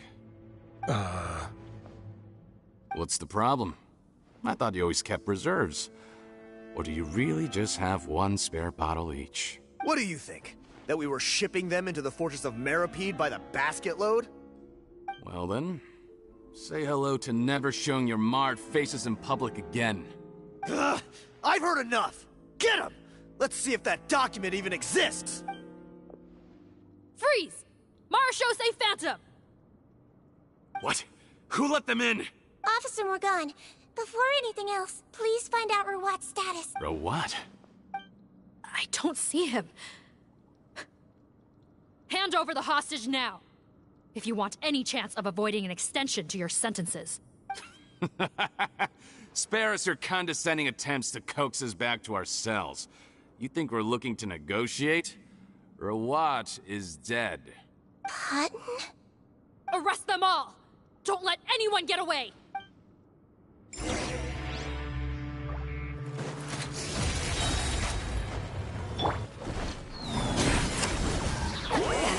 Suffer the wrath of evil! Into the void! Merciless! Dead! Let's shred, Sharky!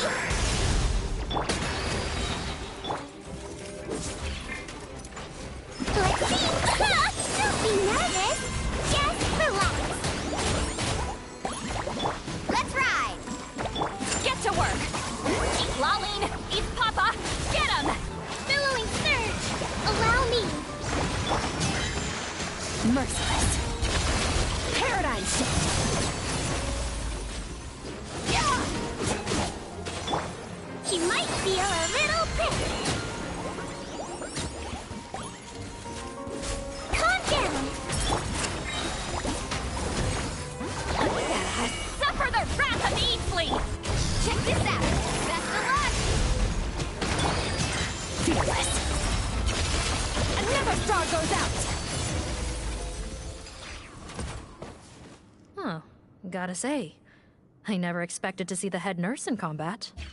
Some patients respond better to a more aggressive treatment plan. Did we get everyone? Captain, we finished the head count. Potten's missing. Over there! The door's closing!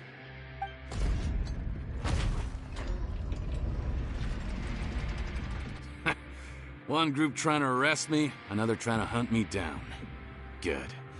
I gotta kill two birds with one stone. How did he get up there? There must be a secret passage somewhere. Find it! Don't waste your energy. I already sealed it off. How naive. We have more people outside. If we're not back out by the agreed time, they'll come to our rescue. Well then, you'd better hope they get here in time. There's some kind of gas leaking from the pipes. Oh, be careful. This is our distribution center, where we store the product derived from our source solution. The pipe network here was designed to emit a gas for firefighting. One little modification later, and it makes an efficient death trap. Why would you do this? Your partners are here too. Oh, please. If they can't supply what I need, they're of no further use to me. Besides, I can't have them exposing my potential whereabouts. He's a maniac! Come on, we gotta find a way to open that door! Go ahead, struggle in vain. Once the last of you croaks, no one... Are you sure you're ready to leave, Potten? You haven't changed your dressing today. You can't cure my face, just give up. And what if I could? Nice try. You're just trying to stall me. Don't you worry about me. I'll find a way to cure my face once I get out of here. Oh, I doubt it. After all, Fontanians can no longer dissolve in primordial seawater. What the... How did you... The key component of the face-changing potion is the fluid left behind by dissolved Fontanians. It might look like ordinary water, but it has some unique elements in it. Before the flood, all Fontanians were oceanids, physiologically speaking. A potion made from that fluid could dissolve and reconstruct the face of a Fontanian in much the same way as hydroidolins change form. Theoretically, it could give someone any appearance they wished. But since the flood, Fontanians have become true humans. They can no longer provide the source material for this potion. Are you saying this potion is made from Fontanians dissolved with primordial seawater? Then their crimes are far worse than I thought. How could you know all of this? No, wait. Of course! Well, well. So that's why you have a human appearance. It also means that I have a formula you're unaware of. The air's getting thicker. It's getting hard to breathe.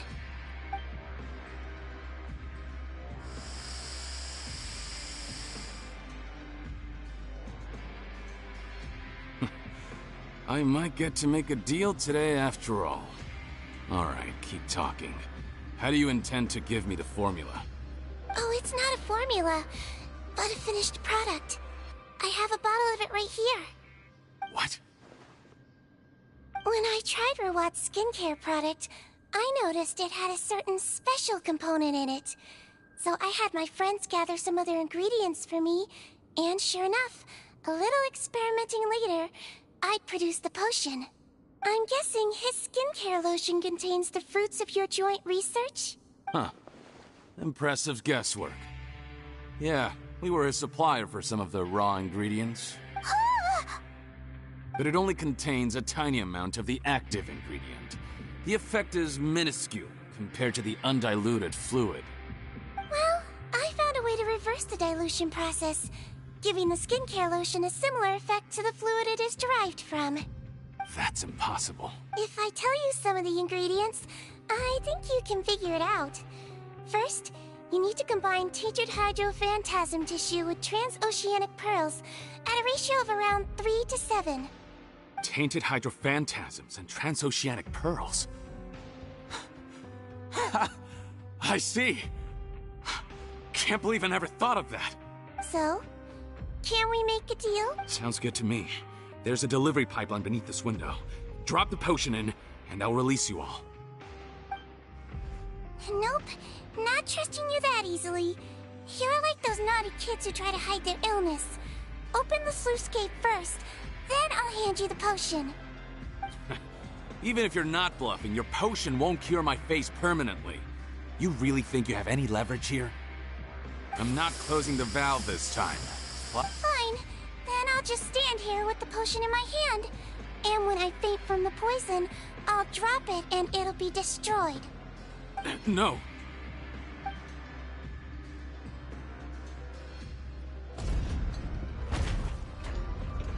It's open! Disable that sluice gate! Jam it! Don't let it close again! That's more like it.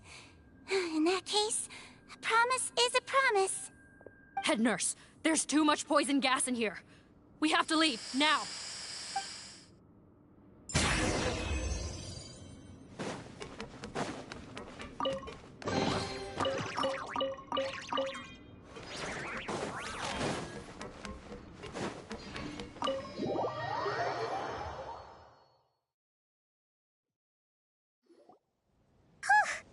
That was too close. That Parton is a real nasty piece of work. Oh, don't be too quick to sit down. Moving around a little will help relieve the soreness. Same goes for you, Traveler. Oh, but Paimon, you should be fine, right? Flying fast is pretty tiring too, actually. Anyway, that's not important right now. Paimon's still shocked to learn that there's a whole criminal operation going on behind that skincare lotion. Shame I ended up giving the improved version to Paton after finally making it for you. I'll make you some more, I promise. No, please don't. Paimon doesn't want to use that stuff anymore. Still, it was a pretty good job that Paimon wanted to buy some in the first place, huh? Yeah, Paimon was just kidding. Head nurse, I've done a final head count of our team and the criminals. Everyone's here and doing fine. It's a shame that we didn't find Rawat. At this point, I'm afraid he's probably just... What a horrible bunch. Especially that Paton guy. If he hadn't made good on that deal, we'd all be dead because of him. No, we wouldn't. I always keep a whole bunch of antidotes on me for emergencies. And one of them neutralizes that poison gas. We'd have been fine, even if you hadn't opened the gate. What? Then why did you give him the potion? If this is true, I must concur. Sorry to be blunt, but I think you made a bad decision by handing him that bottle. If he changes his appearance and flees Fontaine, it's unlikely that we'll ever find him. No matter how cooperative his accomplices are when we question them. No, you don't understand. I gave him the potion precisely so we could be sure where he'll go next. What do you mean? We gotta hurry. She won't last much longer.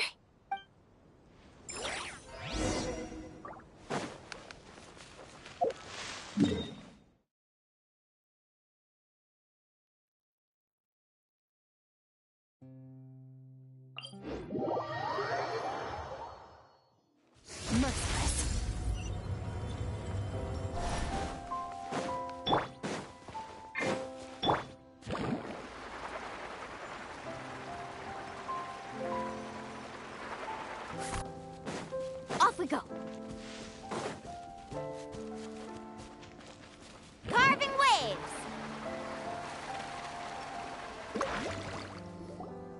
Don't move a muscle. I might be short, but I pack a mean punch. Captain, you're just in time. While I was lying in wait, I spotted this crook snooping around, trying to find a way in. So I detained him. Oh, his face. Are you... Potton? So this is where you were heading, huh? What? This is how Potton looked before his face was marred. His current appearance matches the mugshot on his arrest warrant. I see. Wait, so what's going on? Wasn't the whole point of the potion to disguise himself and escape Fontaine? Why would he change back to his original face and run right into our trap? Enough of this nonsense. Let me in! You better pipe down. There's an old lady in there who's very sick. No way are we letting a crook like you inside. To heck with it. Listen to me. I'm Rawat. That's my mother in there. He's gotta be lying, right? Rawat was a victim in all this. He was forced into it against his will. How can he and this monster be the same person? Forced against his will? That's the funniest thing I've heard all day. Heck, when I was being coerced, everyone thought I was colluding of my own free will.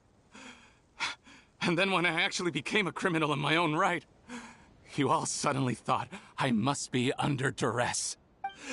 Amazing what a difference a handsome face makes. Save us the speech. Explain yourself. You want an explanation? Fine. I'll tell it how it is. When I was just Potton, the whole world treated me with contempt. Ew. What do you want? Get away from me. Women despise me. Collaborate? You don't look like much of a researcher to me. My peers scorned me. Mr. Potton, was it? I'm most interested in your research. Consider my offer carefully. I doubt you'll find other investment opportunities. Only villains would work with me. You want out of the game? Forget about it. Turns out, I slipped up a little. Left your picture with some Marechaussee Phantom officers. So I suggest you put any thoughts of running away to rest. If you get caught by the guards for being in the synth business, there was no way out for me until I could stop being Potton. Mr. Rawat, I have something I'd like to tell you. I became popular with women. This new potion you developed is fascinating. Genius, in fact. Would you consider working with me? I'd be happy to sign a licensing agreement. My peers looked up to me. Okay, I'm very interested in your research, sir. You must no doubt have offers from countless investors. So far be it from me to ask for a full collaboration, per se. And the villains even began to fear me. Becoming Rawat showed me what a superficial world we live in. But I did not hold a grudge. After all this, or so I thought. But alas, the world seemed bent on finding a reason to make me despise it. Mother, I'm back. How are you doing? Who are you? I bought the best medicine Mora could buy, but nothing would cure her illness. In the end, I hoped she'd at least be able to see her son one last time before she passed, but when everyone else rejected me, the only person who cared about me was my mother. Then, when I became a rising star in the I have to let her see me again. Even if it means donning my own wretched, ugly face. Well, is that enough explaining for you? Now do you understand? Let me inside already! Have you ever considered if you'll even be able to look your mother in the eyes after what you've done? You found a way to completely change your identity. You could easily have escaped from them. But no. You chose to keep working with them. Why would I want to give up on such a lucrative business? So you kept being a villain just for the money? Villain? By what standard? Is doing evil deeds really what makes someone a villain in your eyes? Or does it all come down to the way they look? None of you saw a villain when I was wearing my other face, did you? You have no right to judge me! You're all just fake people living in a hypocritical world! I regret nothing! My mother would understand! You're a villain to the core! But especially that tongue! Honestly, I don't see a villain when I look at your current face either. Don't humor me. You don't seem surprised by my confession in the least. How long have you known the truth? I didn't know anything for sure until you chose to take that potion bottle and spare our lives. But if you're asking when I started suspecting you, it was the first time you came to see me at the infirmary. I had to confirm my suspicions. That's why I chose to join this investigation. Are you kidding me? A young, promising researcher and a wretched criminal? What on earth gave you the idea that they could be one and the same person? Well, there were no visual clues. This potion's face-changing effects are very powerful. Even as a Melazine, I couldn't see through the disguise. But I believe I understand humanity a little better than most of my kind. Humans have certain fundamental qualities that do not change with their appearance. Fundamental qualities, huh? So you think you're the one who's seen through me, do you? Most people probably don't know this, but I think I can guess what your deal is. Melazine constitutions are very close to that of water, so it stands to reason that the potion should work on them too. You use it yourself, didn't you? That's why you have a human appearance. Sigewinne? Yes, you're right. I'll bet it was back in the days when Melazines were discriminated against because of their appearance. It was either carry on living in the gutters as part of an alien race cast out by humanity, or become the head nurse of the fortress of Meropide, revered by all. Not a hard choice to make. So you see, you and I were the same. And I'm the one who saw through you! That's not important right now. You came here to see your mother, didn't you? Well, I can grant you your wish. Huh? Head nurse, I'm not sure that's a good idea in his current state. Don't worry. Back in the warehouse when I traded the potion for our lives, I was doing it to test him. He was willing to risk sacrificing his only chance of escaping capture by opening the gate in exchange for the potion. Also, he could see his mother again. If nothing else, his concern for his mother is genuine. I see. So before you arrest him, please allow him to see his mother one last time. The Traveler and I will accompany him. You have nothing to worry about. All right. I understand.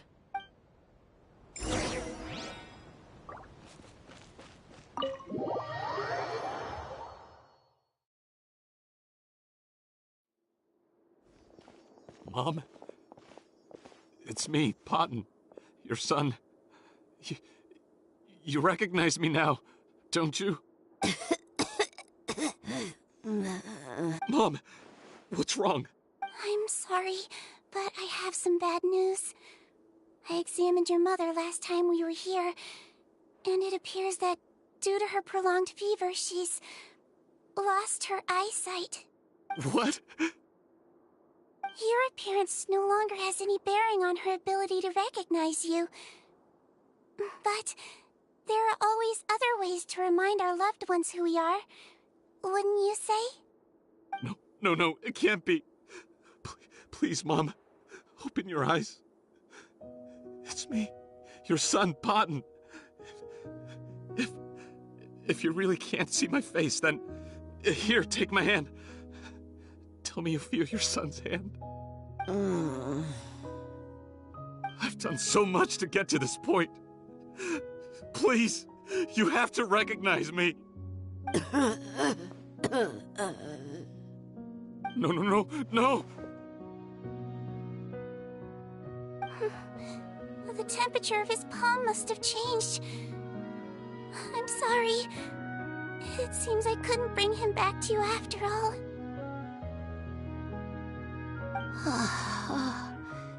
It's you.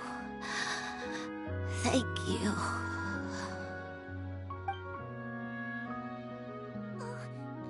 Of course. Mom! Why will you answer her and not me? Why? Why? No more questions, Potton. She's gone. Mom? Mom? I'm sorry to say this, Potton, but you and I are not the same.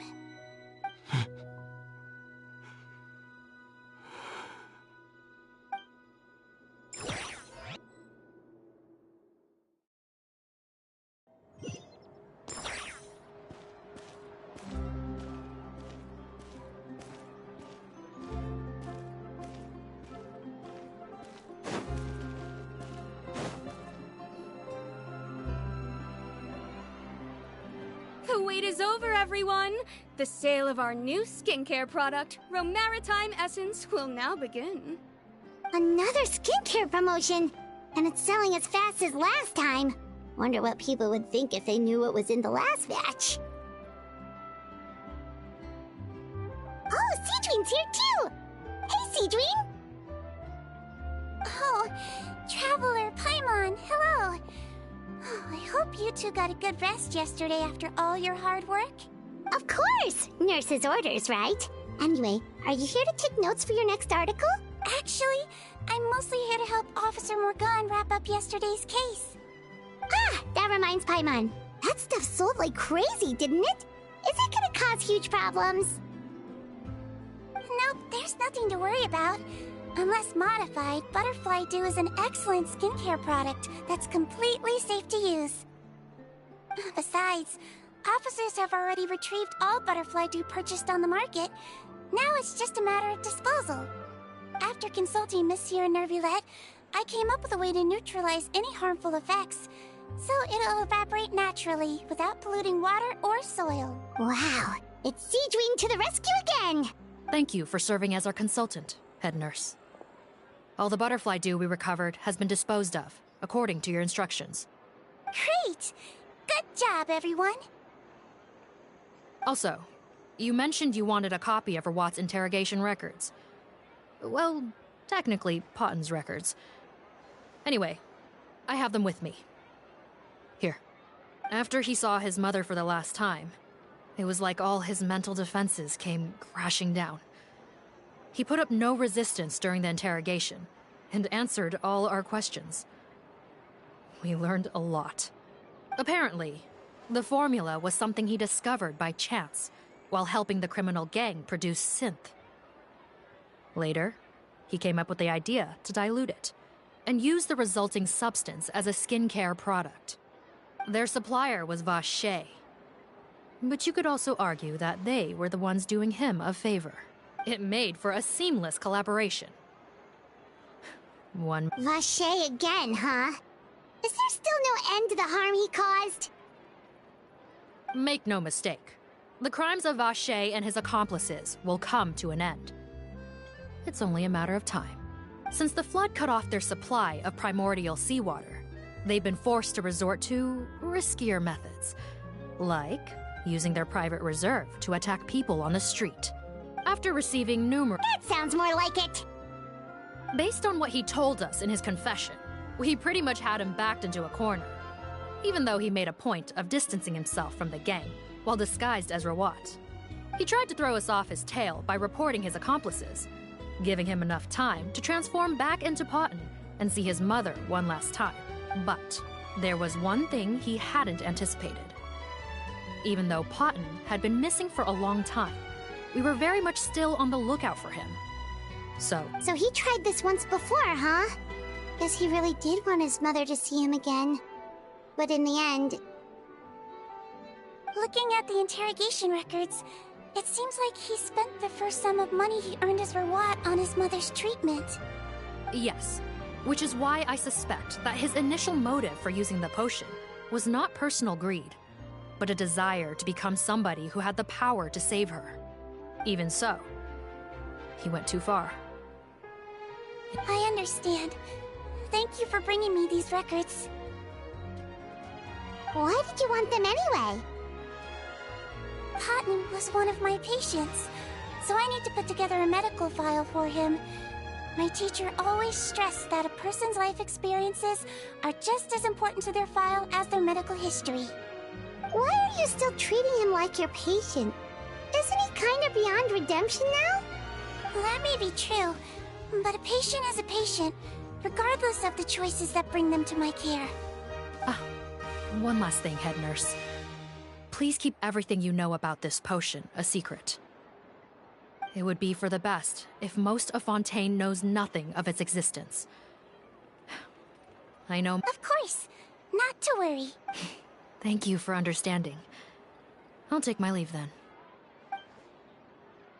So, Sigewinne, did you really a potion yourself? Why do you sound so surprised, Paimon? I told you all about it. It was quite a while ago now. You mean that story about the witch and the potion? So it was really, actually, genuinely a true story? Yes, it really, actually, genuinely was. But... I know. There are some secrets I can't tell anyone about. But considering everything we've been through together, I know I can trust you with them. Before I tell you, though, could you follow me somewhere? I want to pay my respects to an old friend. Of course!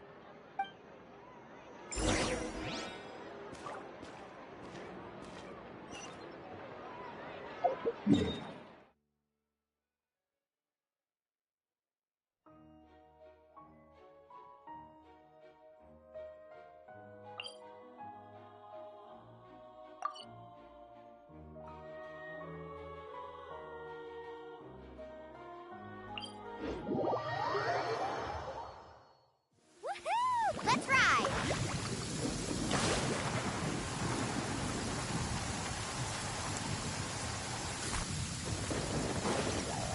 Need a surfboard? Carving waves! Whoa! Did you see that? Where did it strike? Merciless.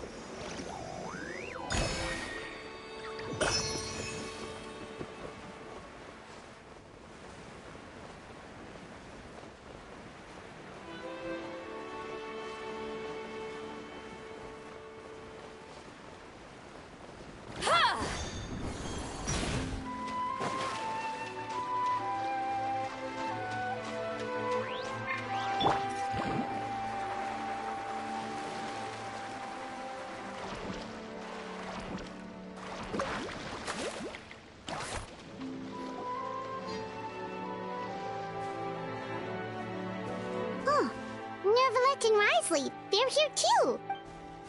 Good to see you, Traveler. Paimon. I trust all has been going well for you? Big news, everyone. The Udex is out of his office on important business. Hmm? Is that genuinely something people would consider big news? Why wouldn't they? Important business is a big deal. Ah, yes, you're quite right. When someone you care about requires emotional support, being there for them at the right time and place is of the utmost importance. After reading the Mara... Take note. That, my friends, is how Monsieur Neuvillette shows that he cares. We're both here for the same purpose, actually, to accompany Sigewinne as she pays her respects to her late teacher. So the old friend she mentioned was her teacher then? The witch? Oh, sorry. Paimon didn't mean to be rude. It's only because Sigewinne calls her that all the time, so... I doubt she considers that title to be offensive, Paimon. Don't worry. Indeed. In fact, I believe Sigewinne would take it as a sign of affection. She has spoken of this doctor on many occasions, and it sounds like she was a truly generous individual. In those days, many people harbored prejudices against Melusines. She was the only teacher willing to take Sigewinne on as a student.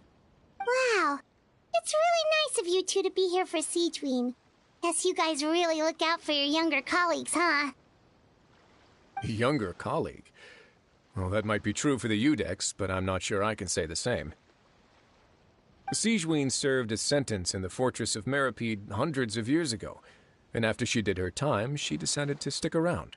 She's been an integral part of our administration ever since.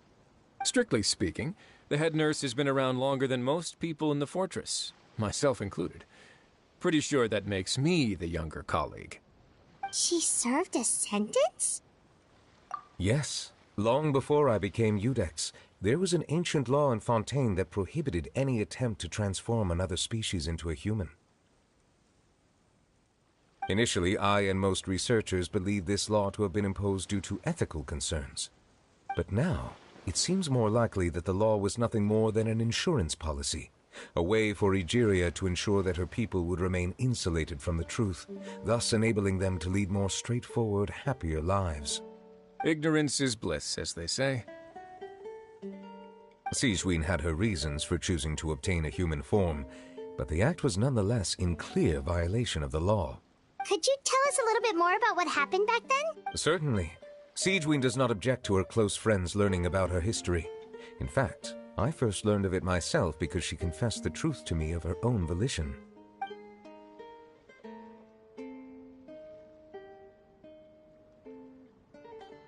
Even with their daughter so ill, they kicked you out? Stubborn as always. And prejudice isn't a disease I can cure, either. Shame that I don't have the energy to get over there. You're laughable, you old witch. Master, what are you... I discovered a strange disease. One I suspect that every Fontanian suffers from. But without witnesses or proof, no one will believe me. I had no choice but to experiment on myself to find a cure, but I hit a wall. And as you can see, it took a wretched toll on me. Then I'll find a cure for you, and then you can go cure her. There's no need. I am beyond saving now. There's nothing you can do. But, Master...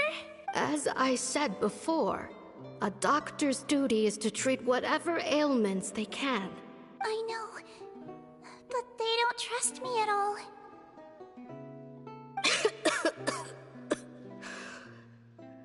I'll do whatever it takes. Even if it means breaking the law and being punished for it? As long as I don't hurt anyone. Yes. Spoken like a true student of mine. Then I shall make one more final gamble. And see my experiment through to its end.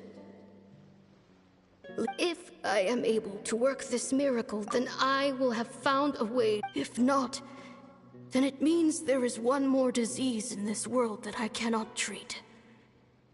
In that case, do not come looking for me. I will leave you a parting gift.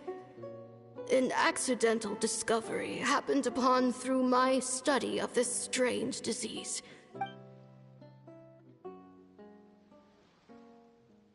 When Sigewinne returned, the miracle had not occurred.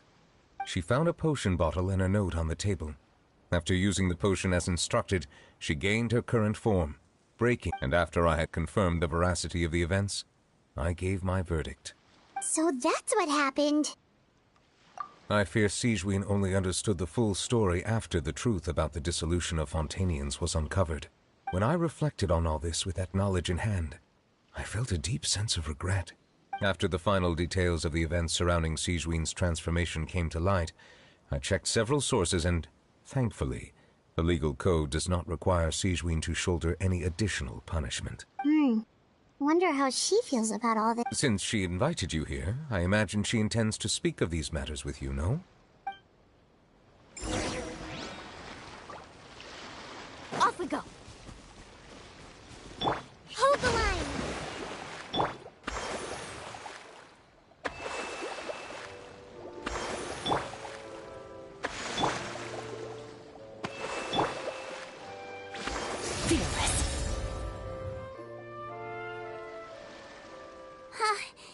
You're here. The old friend I mentioned was my teacher. When she passed, her body was nowhere to be found. All that's left of her is an empty tomb. And even that's deep underwater now. Sigewinne, the witch who gave you the magic potion, she was your teacher, wasn't she? Sounds like Monsieur Nereides filled you in. After learning the truth, it must have been hard to process, huh? Well, to be honest, after I realized what really happened that night, my first thought was that it kind of made sense. It seemed exactly like the sort of thing she would do. But she was planning to sacrifice herself and never told you. That's just who she was. If lying is what it took to get a kid to take their medicine, then that's what she'd do. Alright, but why did you turn yourself in? I broke the law, simple as that. My teacher made her choice, and I made mine. True. It's just, the way Patton framed it when he was asking you all those questions, it made Paimon really mad. You're not like him at all, and everything Neverlet said confirms that. And yet, you were still convicted and thrown in prison. It just feels so unfair. Unfair? I happen to think just the opposite. If I hadn't served that time, I'm not sure I would have been able to stay strong when he was questioning me. What makes you say that? I knew you'd be curious. Let me tell you a story. The verdict came down. This Melusine is guilty. The Iudex defended the authority of Fontaine law, but he did not confiscate the Melusine's medical kit. And so, the Fortress of Meripede gained a new little doctor. She still wore her hood and raincoat, even though it never rained in the fortress. Perhaps thanks to her human appearance, no one refused her treatment. She treated more and more patients, and her sentence grew ever shorter. Finally, the people of the fortress could not live without her, and though her sentence ended, she did not leave them either. Then one day, she received an invitation from the outside world. The location seemed familiar, and when she arrived, an old lady was waiting for her. She saw right through the Melusine's disguise, but didn't reveal it. Instead, she asked a question. Tell me, why do you think you gained the respect of so many people, despite being a Melusine? Because I look like a human? It's been 50 years, Sigewinne, and you haven't aged a day. I think everyone knows you are not human. I finally found you, after all these years. I still remember, you know. It was you who saved me that night. But how? I was no longer a Melusine by then. Does it really matter if you're human or Melusine? I remember the warmth of your palm. It's quite unmistakable. And you know what? It hasn't changed one bit. You don't have to hide anymore, Sigewinne. These days, Everyone wants to make friends with Melusines. And I think that it's all because of you. I'm sorry I couldn't say this until now, but thank you, Dr. Melusine. Now that's an ending Paimon can get behind. After hearing everything Potten said, I wanted to tell him that it didn't matter who he looked like on the outside. But it was too late. The warmth in his palm had already disappeared. I tried to treat him, but the roots of his problem had nothing to do with his face. I understand. Thanks, you two. I appreciate you being here for me while I talk this through. Oh, it's nothing. Our pleasure. Oh, there's one more reason I invited you here. It's about time I finally give you what I promised. In order to restore the appearances of the face-swapping victims, the Marechaussee Phantom gave me special permission to make a few bottles of that potion. And I made one extra just for you two. We don't need it though. Shouldn't we destroy it? Well, even if you chose to destroy it, I still thought I should give it to you first. You two did so much for me. How could I break my promise? Well, fair enough, but anyway, Paimon's definitely not interested in this stuff anymore. Still, if this is the very last bottle in all of Teyvat, getting rid of it would feel like kind of a waste. Maybe we can give it a special meaning somehow. Oh, Paimon's got it! Melusine physiology wasn't affected by the Great Flood, right? So that means the potion should have a permanent effect on you. In that case, what do you say, Sigewinne? Ever thought about transforming back to the way you used to look? After all, from a Melusine point of view, Paimon bets Melusines look the cutest of all. Paimon, after everything, do you really think it matters whether I'm Melusine or a human? Well, what was Paimon thinking? You made up your mind a long time ago. Yeah, let's just destroy this thing. Leave it to me.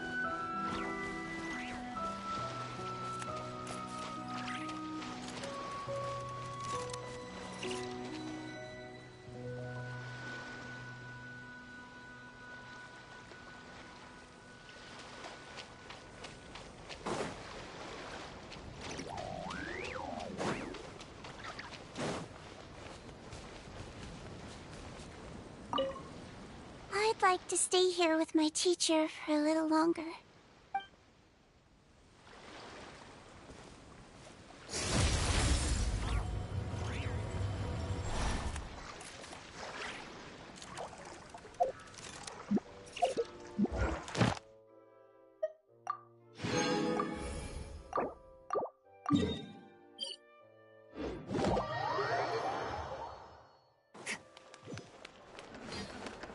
Ad Astra. Thank you for completing to.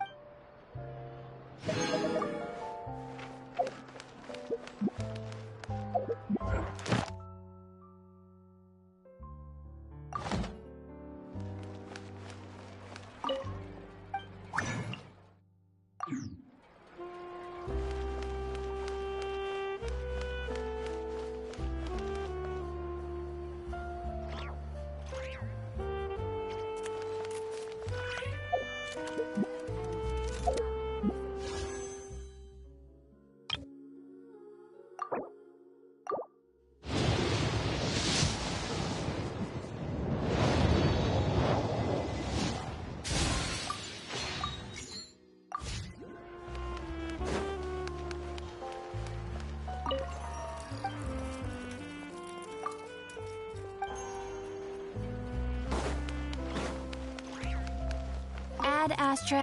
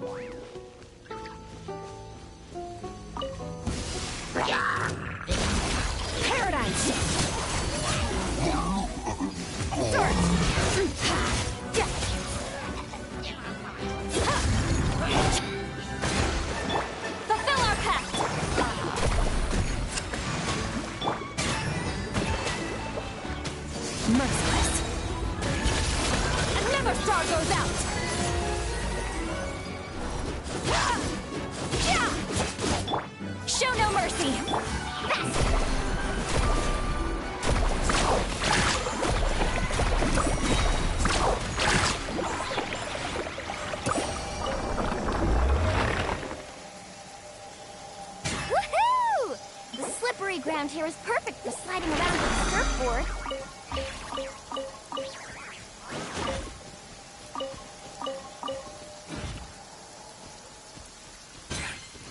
Carving waves!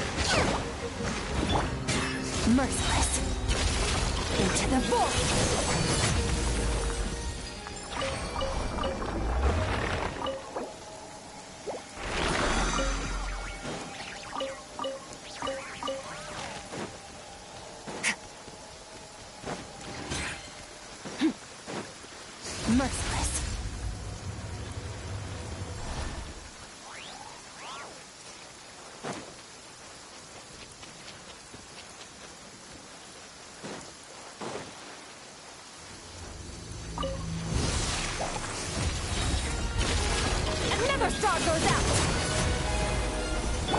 Hold the line. Carving waves. Amazing. Woohoo! Let's shred, Sharky.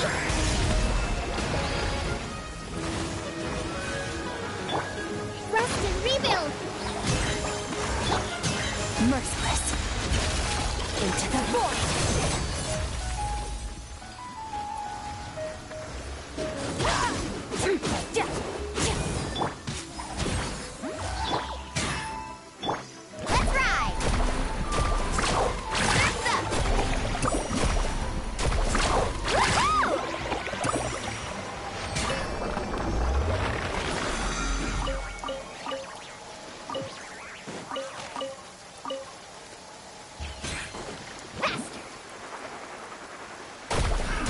Another subject. Need a surfboard? Have a little taste. Merciless.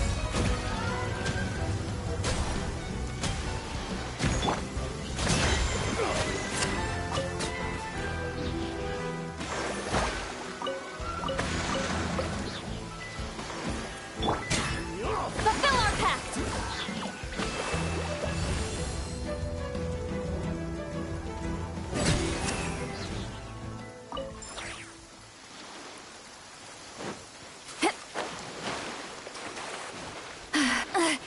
I'm tired already. Take me up!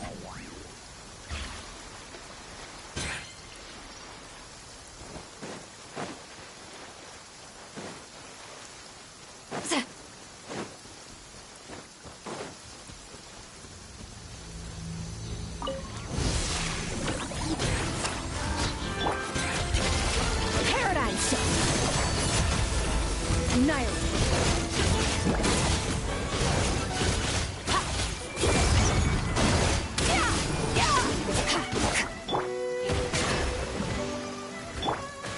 Get to work! Show no mercy!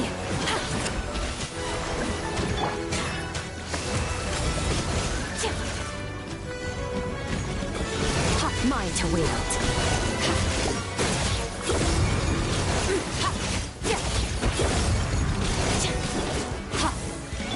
Fulfill our pact!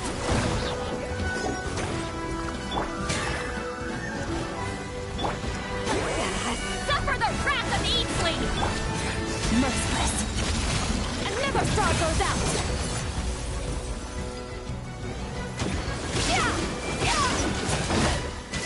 Surge!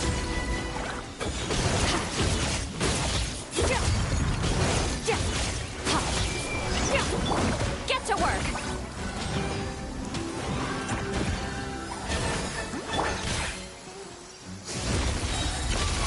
Paradigm shift!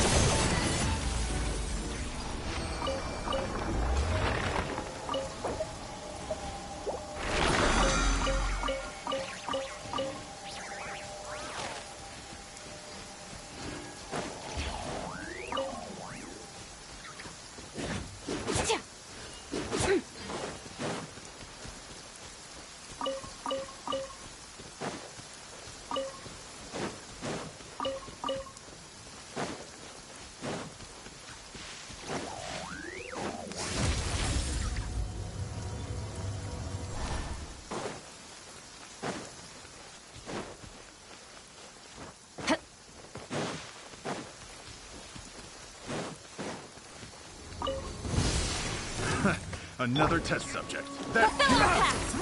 You two! Time to end! Check this out! Best of luck! Carving waves! Woohoo!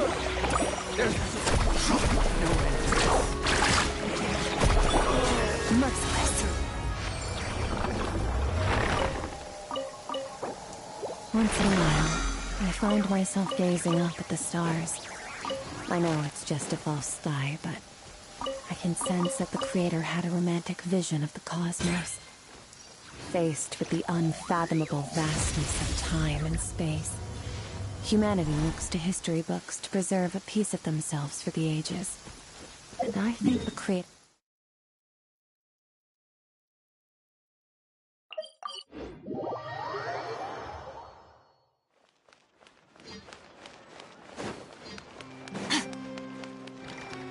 Merciless.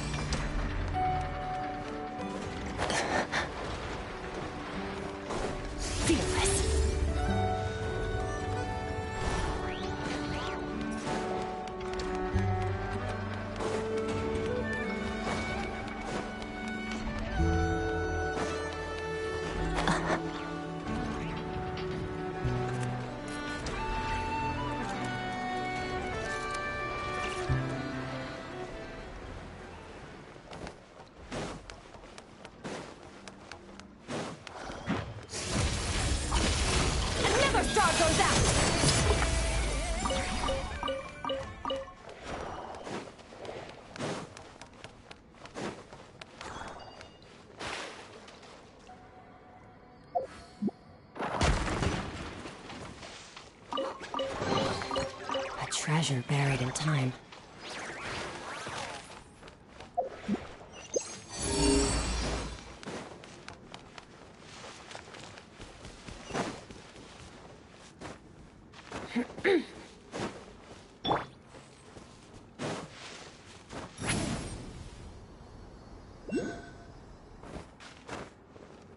Incoming!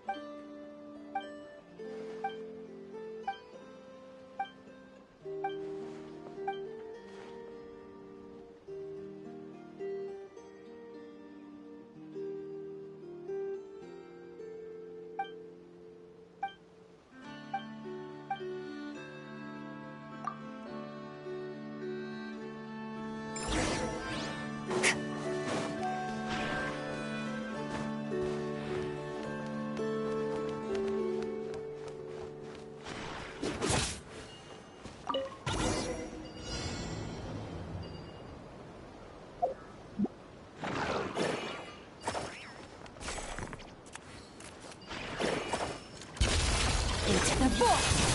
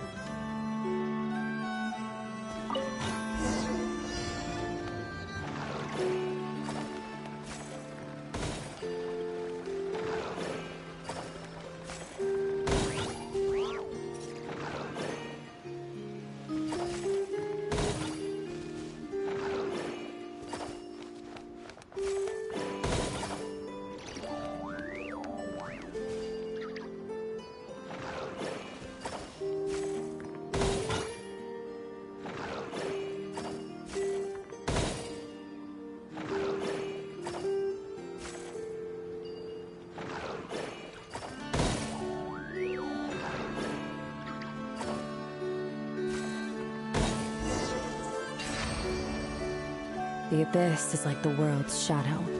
It's always there. A treasure buried in time.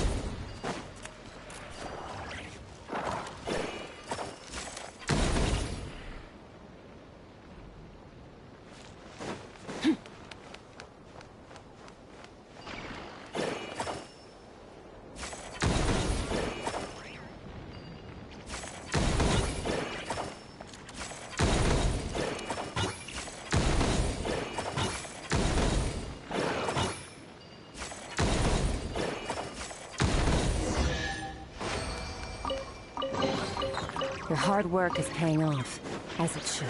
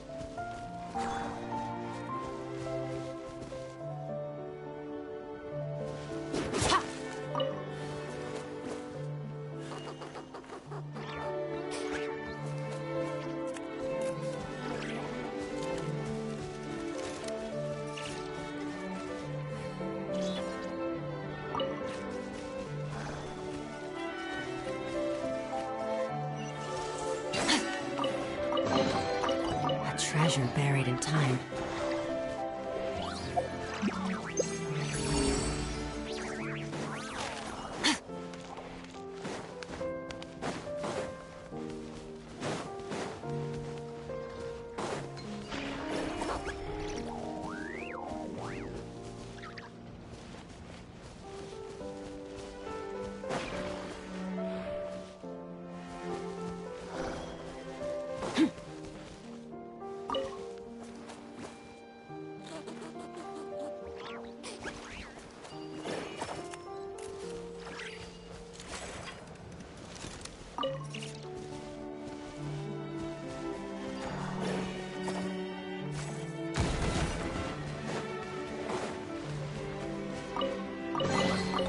Your hard work is paying off, as it should.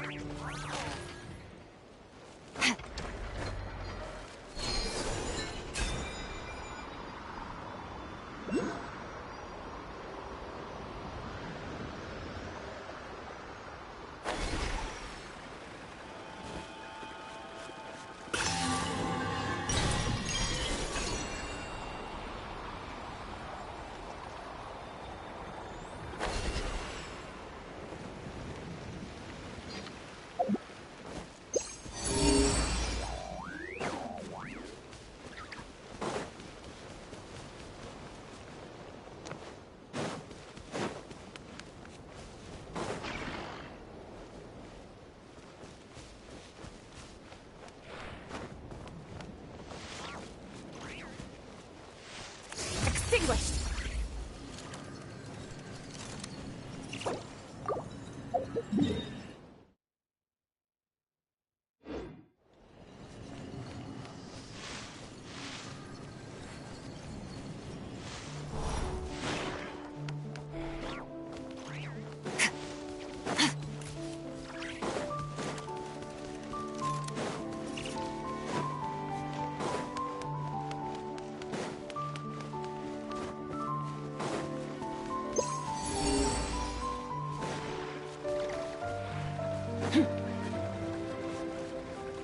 Merciless.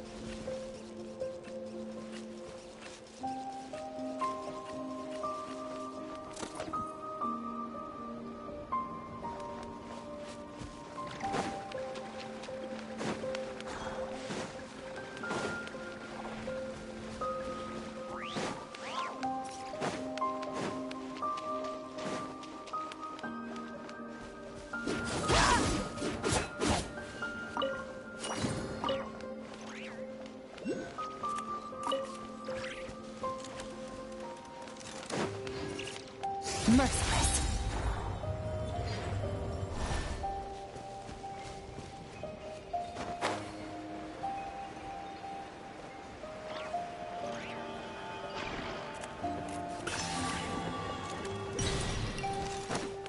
Merciless.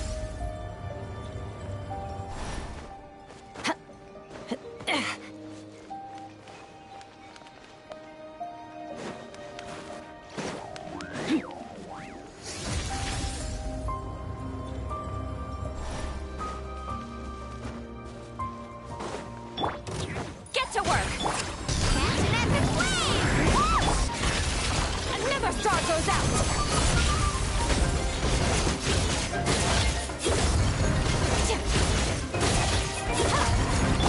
Hold the line! Faster!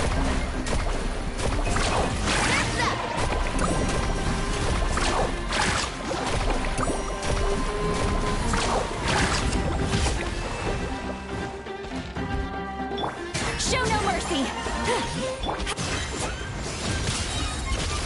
Paradigm shift!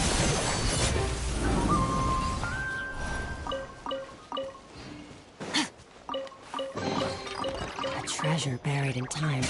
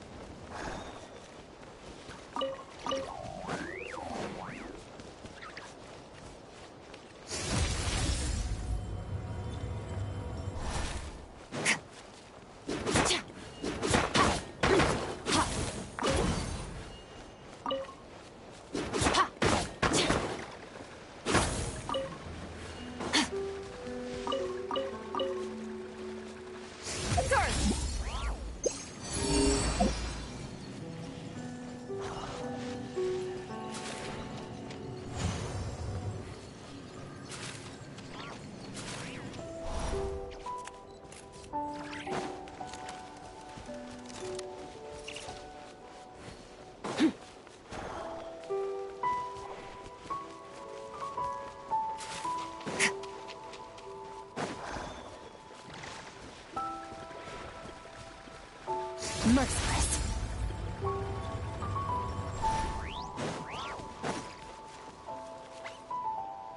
Yeah.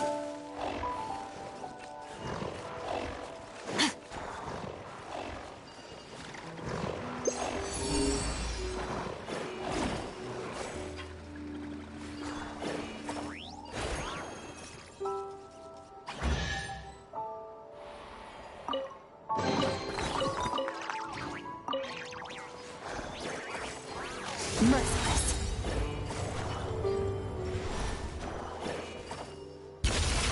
Another star goes out!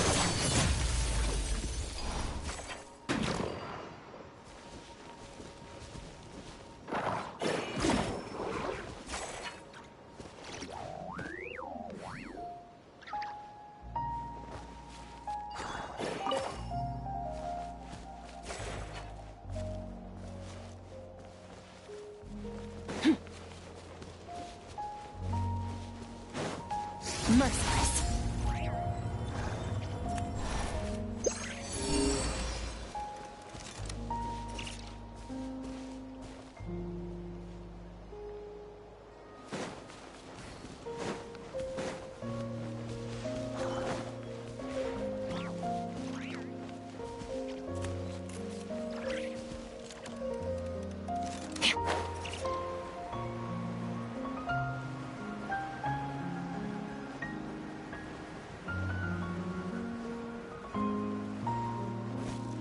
Fearless.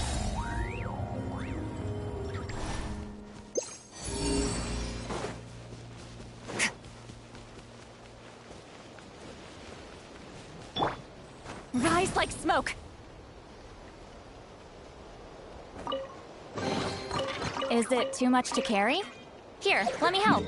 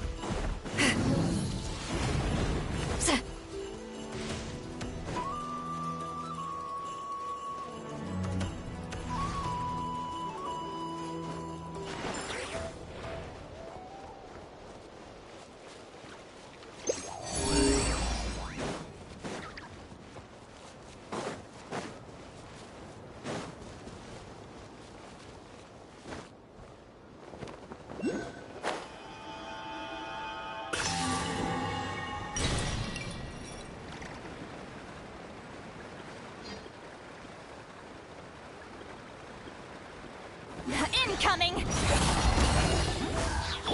Allow me! Lolene! Eat Papa! Get him! Paradigm shift!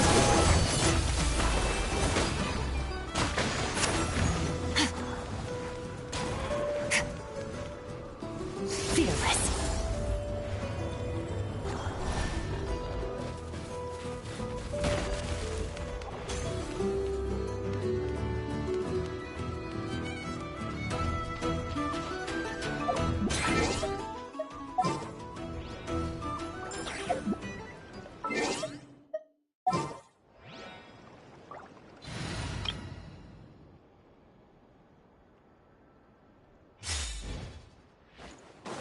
Try and stop me!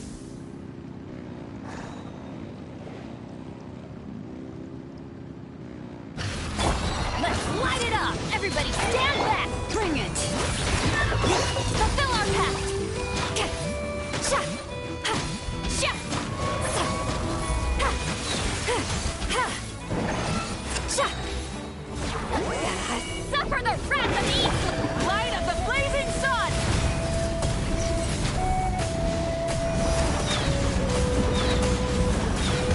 Incinerate!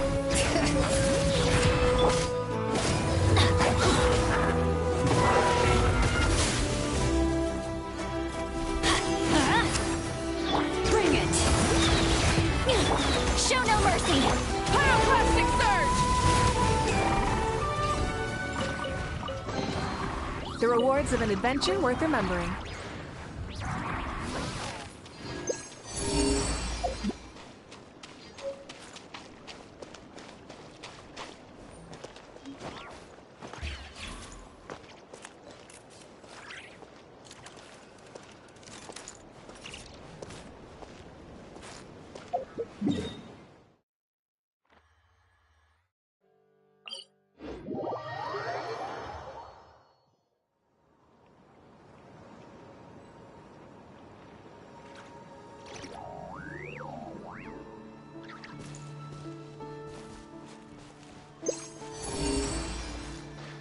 Full throttle!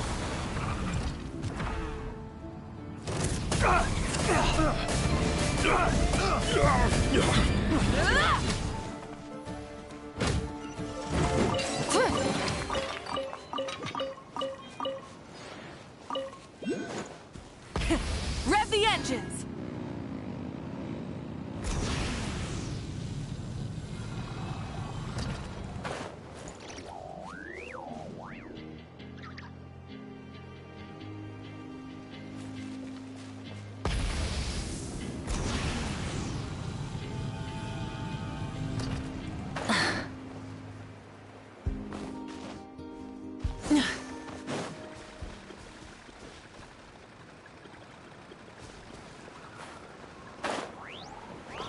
Hip.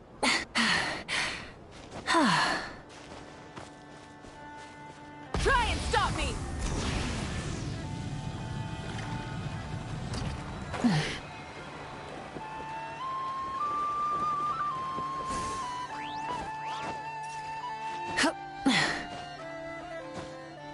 Hip.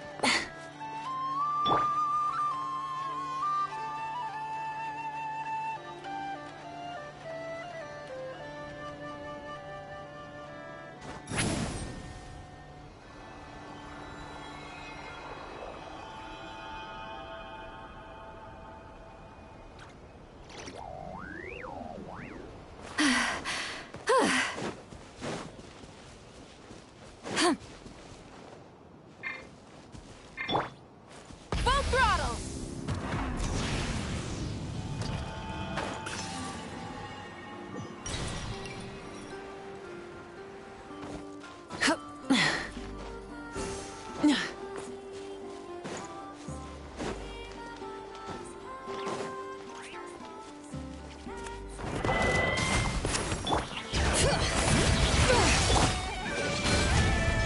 Fulfill our pact! Eat Lolene! Eat Papa! Wrath from the sky! Incinerate! The rewards of an adventure worth remembering. Rev the engines!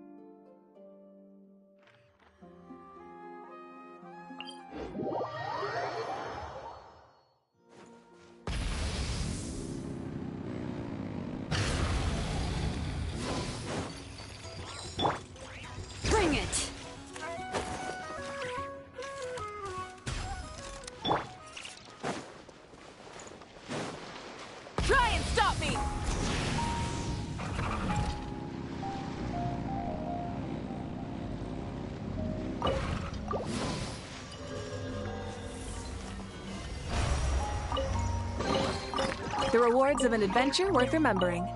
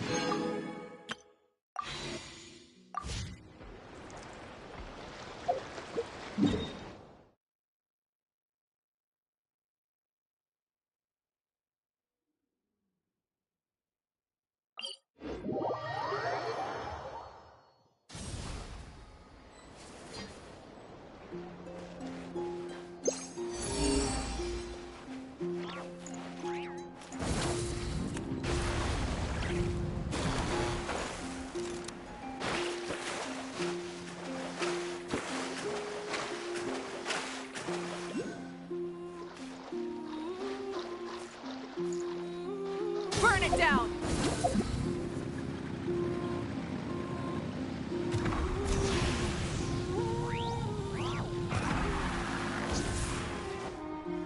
Hip.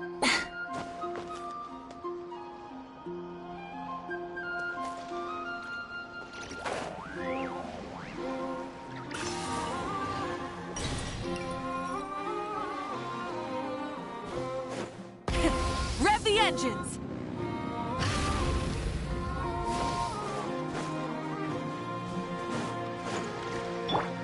Adventure time! Get to work! Pyroclastic surge!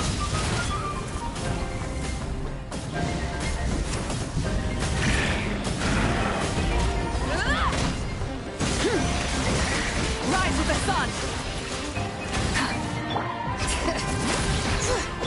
Show no mercy!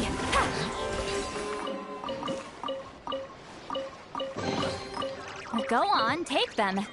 I'll thank the stars for you later. Full throttle!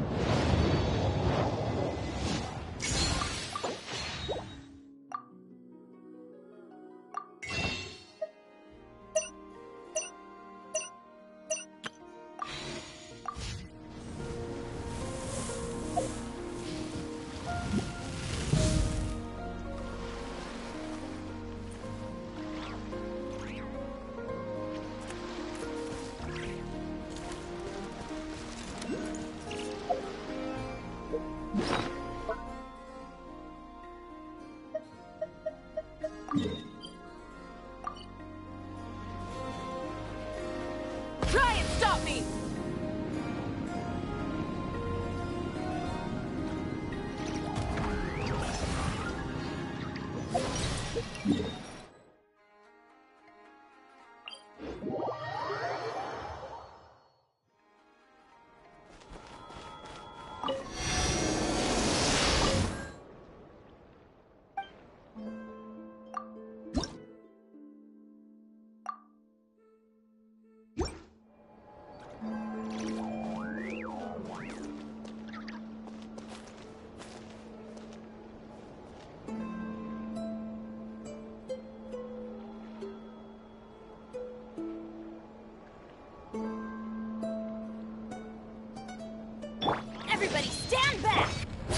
Echoes of the valley! Suffer the wrath of Eastleaf! Wrath from the sky!